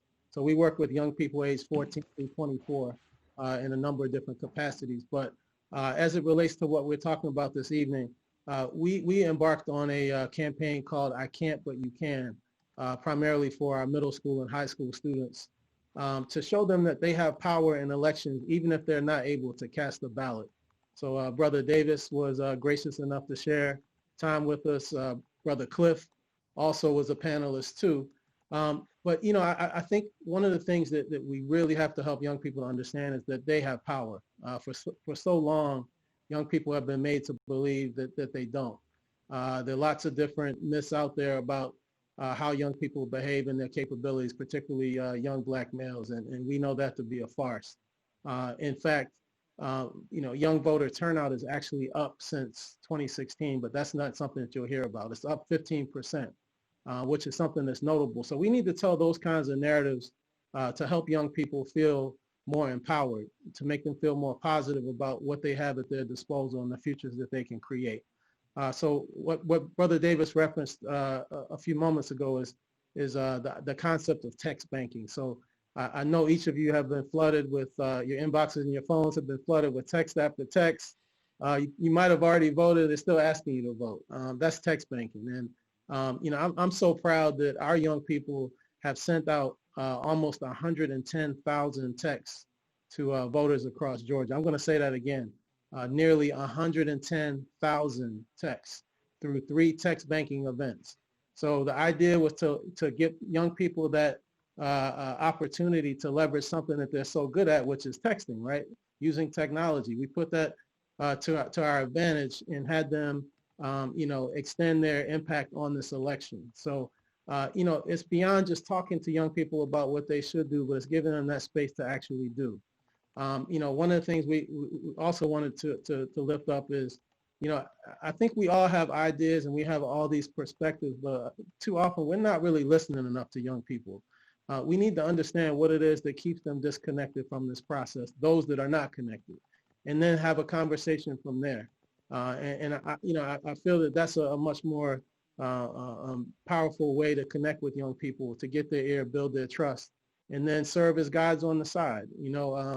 Brother was talking about how Dr. King, was one of the young bucks, right, in this movement. A lot of us, I don't want to speak for you, but I'm part of that salt and pepper generation you referenced, Mauli. My time to be the young person on the front lines has passed, so I'm a guide on the side at this point, and I welcome that role. So, I want to make sure that we're all supporting young people as best we can, motivating them, asking them what it is we can do to be supportive of them, to help create these futures that they want to see. So very happy about the work we've been doing. I'm looking forward to connecting with a lot of you brothers that are on the call to help you impact youth further if that's something that you'd be interested in doing. And as Brother Davis said, tomorrow we'll be conducting another text banking party where we'll reach out to more brothers, young brothers 18 to 30, to encourage them to get out to the polls and tell people in their immediate circle to do the same. Awesome. Brother Jeff, thank you so much. And we're going to hold you to partnering with Blackman Lab even more in the future, because your demographic is right there with ours. So we really want to work with you and continue to coalesce, man. So thanks so much, man, for being here and all the work that you're doing. I want to bring on my brother, my HU Bison brother, founder of Rap Plug, and just a great partner, and I'm not even calling partner, a member of Blackman Lab, Craig King. Craig, can you jump on? Hey, listen, I appreciate it. I just want to say one thing. This ain't going to take long at all. I love you all, brothers. Every last one of you that's on this call has done something to my spirit tonight. I'm skipping over. I feel like I'm fasting. I've been on this phone call, so I don't know how to miss dinner. I done got popped upside the head. This has been super significant and impactful. I just want to leave you all with a couple of thoughts, and then I'm going to dip out of here. One, I want you to understand what Rap Plug is, man. I want people to understand Rap Plug is an opportunity. It's an opportunity for you to leverage your messaging through us. We did an event a couple of weeks ago with a good brother, DJ Scream. We had over 70,000 people watch. It was all online. We're doing an event tomorrow. I'm expecting at least 150,000 young people to watch. It's an organization that we formed for auto influencers to tap in, and they drag a lot of traffic our way. So what I'm using this opportunity tonight is not to just tell you about what we do, but I want you to leverage us. We speak in shorthand to the youth. That's what we do. That's our superpower. Speaking in shorthand to the youth. And anyone that's in Blackman Lab, they know what we do, because we show up and we bring what we bring. But as we continue to grow, we've got to, as salt and pepper generation brothers, we've got to figure out how to partner with organizations like Medicine in the Peanut Butter, so that we can get this messaging out to these young brothers who feel invisible, because there is a detachment, and we get to them through the arts and through mentorship. But we get them by dragging them into our ecosystem with the dangling carrot of a microphone and a DJ. They want that. So as they want that, we give them what they want, and in turn, we message to them. So all I want from you guys to know is that I want to be a student and listen to this information, provide what I can, but give it back to these young people. The brother that just got off that on brothers from Usher's New Look, what he said about the youth and being able to listen, that's our specialty. That's what we do, and that's what we want to continue to do, because we know they have a special role in this movement. And so please, brethren, leverage Rap Plug. Feel comfortable with that, because we're here. We ain't going nowhere. I'm done. Bruh, we just give it up, man. Rap Plug has been down. Craig has been down with us. Like literally, we started at the Y. He came through, facilitated, curated one of the, I think, most well-attended Blackman Labs in person just around the music game, and just brought folks to the space. So just real powerful, man. We appreciate you. And we're looking forward to continuing to blast it out with this next project we have coming out that we'll let everybody know about real soon. We're thinking we may get another special guest popping in. So let's be flexible. But for right now, I want to bring two pastors. We want to start with Brother Lee May, and then we're going to have Francis Johnson kind of come to give us a wrap up. But Brother Lee May, known this brother for years. And I see Jared over there, you know, always very excited to see another one of his alpha brothers. So with that, man, come on, Lee. I'll let y'all do what y'all do. Man, thank you for having me on this evening. Yeah, we got a couple of good alpha brothers on here, and just as importantly, a bunch of good friends that I see, man. Like whoever's watching this online through social media, like you're receiving like wisdom from on high, like literally. Like this is so dope, and I'm so excited to be on here as well. Just like my brother Craig just said, I am over here starving, brothers. But you know, if I got to starve, I'm gonna starve for a reason like this. But look, so a little bit about my background real quick, and I know I'm gonna be flexible. I know that guest may be coming on soon, but Brother Johnson, you see how your frat brothers do? They put food up in the, okay, I got you, brother. I got you. I know. But here's the thing, a little bit about my background. So I'm a pastor. I've been pastoring now for a little over 3 years now. And prior to that, I was in another form of public service. I was a county commissioner, and I was an interim CEO over in DeKalb. I got to follow around my big brother, Commissioner Larry Johnson, and follow his lead. He told me what to do, and I would just say, yes, okay, yes, sir. But I'm excited, y'all, about this, because what we're doing now, I'm a pastor, but now I've been really engaging with other churches and pastors around the state during this election. In DeKalb County, we have an alliance called the DeKalb Pastors Christian Alliance, where we're galvanizing churches, right, to get out the vote. We're teaching them how to internally get out the vote. You know, there's a scripture about preaching the gospel to Jerusalem, Judea, and the outermost parts of the earth, right? See, Jerusalem is like your home. A lot of us have been kind of pushing out, trying to get people to come out to vote, but we're focusing on Jerusalem first, right at home first, to make sure that we take care of home. So we're teaching churches how to galvanize their own membership to bring people in. And so we're doing that around the state. We got like 150 churches that have been engaged with this and showing them how to get their own members out to vote. Before you start trying to get folk out in the community out to vote, make sure your own house is straight. And we're seeing some tremendous success with that. But let me say this about the election. Y'all, this election is so big, y'all. It's bigger than, and I've run in office. I've been a Democrat all my life, but this is bigger than the Democratic Party. This is bigger than Joe Biden and Kamala Harris. This is bigger than even our two candidates. And I see one just popped in, and I'm gonna pop out in a second. But this is so important, y'all, because the future of our nation, the future of issues that directly relate to us as Black men is on the ballot, right? And I'm so thankful we have a Black man on the ballot that looks like us, that has lived our experience and can represent our experience through the creation and support of policy that will benefit us. So this election is critical, y'all, and you're voting for yourself. I know you may be voting for Warnock or, you know, anybody else on the ballot, but you're really voting for yourself when you get out to vote. And if you don't understand all the issues, don't worry about it. Just trust us. You're voting in your own best. You're operating in your own best interest when you get out to vote. So I'm gonna stop there, y'all, because I see there's somebody more important than me right now that needs to get on, that we all need to hear from, and I'm excited about it. Thank you for having me on, brother. Thank you, Brother May. Thank you, Brother May. We want to bring on Brother Warnock. I know he has been crisscrossing this state. Thank you, Brother Warnock. Rev, it's great to see you. Great for you to be able to join the Blackman Lab and all of our partners in this work. We have the DeKalb 100, Rap Plug, New Usher Look Foundation. So we just got a ton of folks. So come on in, Rev, and just share some wisdom and insight about the importance of Black men voting. We appreciate you. Well, thank you so much. It's wonderful to be here, brothers. I heard that the brothers were getting together, so I didn't matter what else they had me doing. I had to drop by and spend some time with the brothers. And it's great to be here.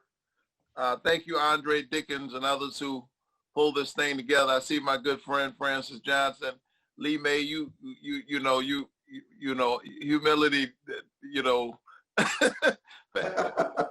feigning self-abnegation. I don't know. That sort of works for you, but not quite. We you are a brilliant and capable brother in your own right. And if you won't say it, I will. I appreciate all that you contributed and all that you bring to the table. I want y'all to know that Mauli Davis is a member of Ebenezer Baptist Church, a good tithe-paying, regular Sunday morning worshiper, he and his family. And no, seriously, I'm grateful to him and his family. No, seriously, they're in church every week. And they're one of the folks that I miss seeing on Sunday mornings as we're worshiping now in a virtual space as we have been since March. I am an invisible man. No, I am not a spook like those that haunted Edgar Allan Poe, nor am I some famous Hollywood movie ectoplasm. I am a man of substance, of fiber, of bones and liquids.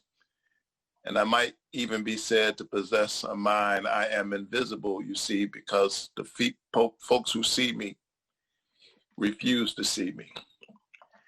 It is as if I've been surrounded by mirrors of hard, distorting glass. When they see me, they see figments of their imagination, anything, everything except me.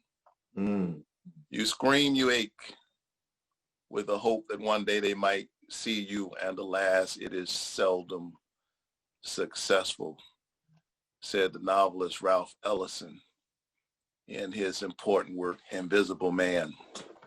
I'm grateful for all of you who walk in the same experience that I walk in every day,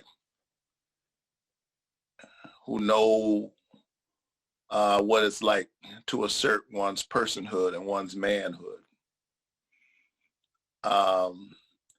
And to love a country that hadn't always known how to quite love us back.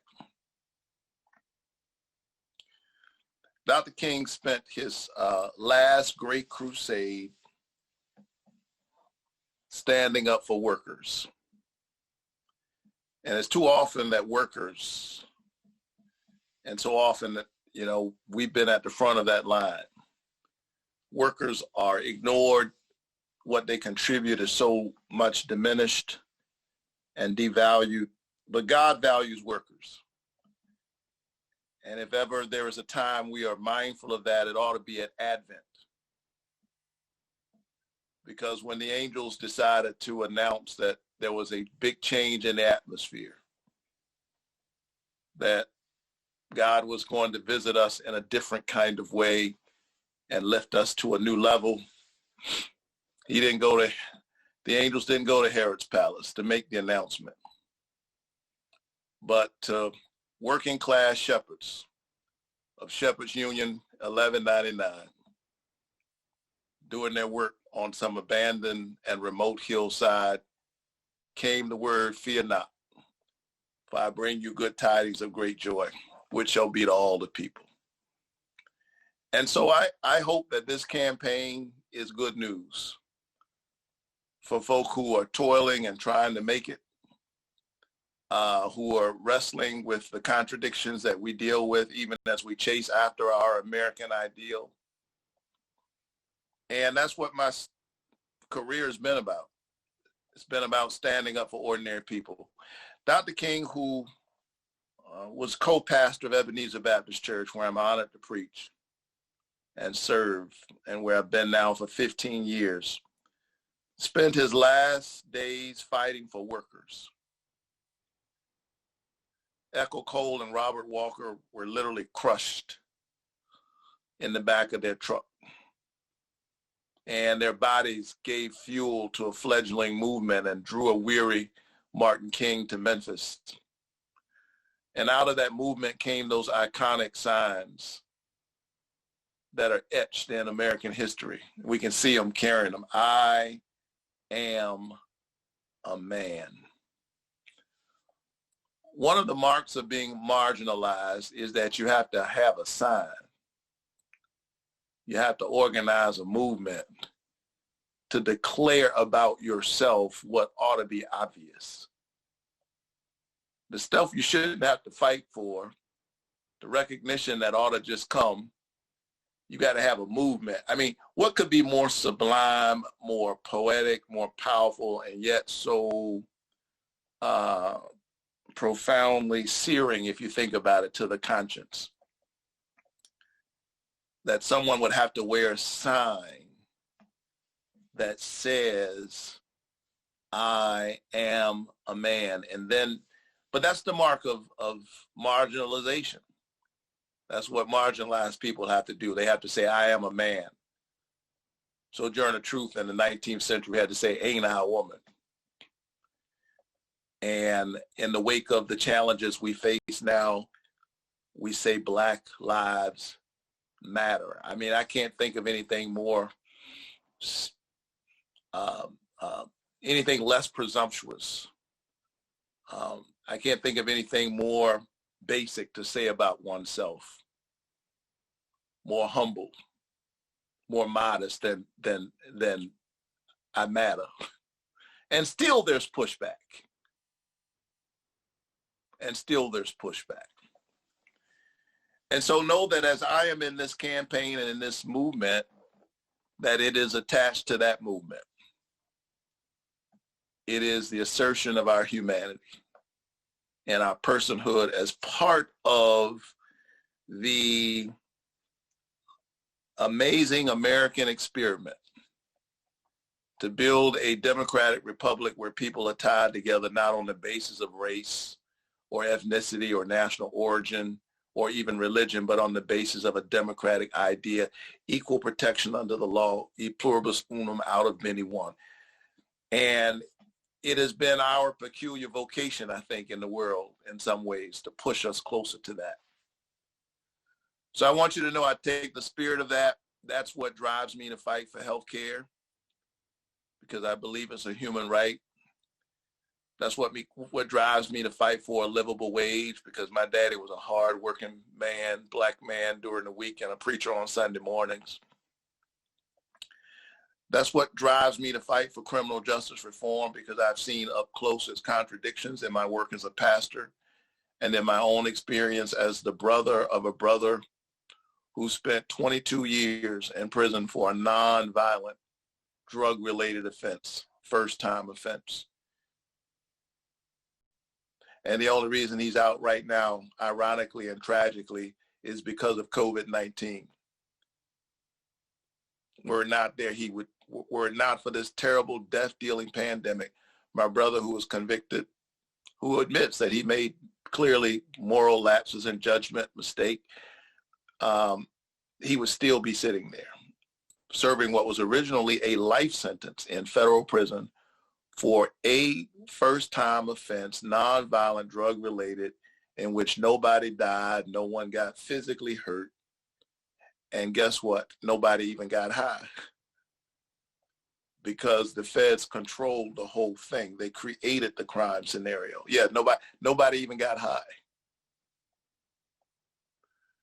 And so know that I'm clear about what's at stake. And I'm clear about the kinds of coalitions we have to build. Even as we are unapologetic about who we are, we do have to build multiracial coalitions. First of all, it's the right thing to do. It's who we are as a nation. But it's also the smart thing to do, because we saw this war on drugs, and we've been witnessing it for the last 30, 40 years, which has too often been a war on Black and brown communities. When the bodies were Black and the communities were, you know, West Baltimore, East Baltimore, certain parts of Atlanta, East St. Louis, we had a war on drugs. Now that the bodies are white and rural and suburban, we have a public health emergency. The war, you have enemy combatants and prisoners of war. Public health emergency, you have clinics, doctors, treatment, compassion. The latter is actually the right approach. I can't help but be struck by the juxtaposition, the clear contrast, because it is personally felt in my community. But rather than get angry, what we have to do is build a coalition. Because as I'm passing through rural Georgia, the same places where these hospitals are closing because we won't expand, we haven't expanded Medicaid in the state, their children, too many of their children have literally died from opioid overdoses. And so our children, black and white, red, yellow, brown, black and white, are self-medicating, responding to the gaps and the brokenness in our covenant that we have with one another. And I'm running to try to help inspire us to restore the covenant and redeem the soul of America. So thank you so much. It's wonderful to be here. I love you, brothers. And in the words of Curtis Mayfield, brothers gonna work it out. Brothers gonna work it out. Man, thank you, Rev. We appreciate you so much for coming on. We were supposed to be over at 8:30, but we heard that you could get on here, so we stretched it out because we knew you would drop a good word. I got to give a shout out to State Rep Derek Jackson, who's been, all of you have been supportive, but Rep Jackson has been at so many events, incredibly supportive, wonderful brother. And besides, he's an alpha man. Oh, man. There's a whole lot of y'all on here. Here come the alphas. Here come the alphas yet again, man. Hey, five. Oh, my goodness. Thanks, Rev. It wouldn't be right if I didn't start something, you know. That's right. I know. And then you started and leave us to have to deal with it. Right. He sprinkled some love and then dropped that bomb. Then he's gone, just like that. Oh, man. We're just really excited that we've had such a wonderful evening. I think, Brother Francis, if you could just, I don't know, bless this gathering of folk all around the world who will watch this over again when rolling out continues to replay it as we continue to replay it. If you could just, bless those that are crossing this state, trying to bring about a more just society, that are thinking and not forgetting about the young black men, my sons, 21 and 23, who move in fear at times in this country. In this country they were born in this state. And so if you could give us something, Brother Johnson, to just let Reverend Warnock know, and Brother Ossoff and Blackman and all those who run for these positions know that they are covered as well. Well, I appreciate that, Brother Davis, and the Blackman Lab.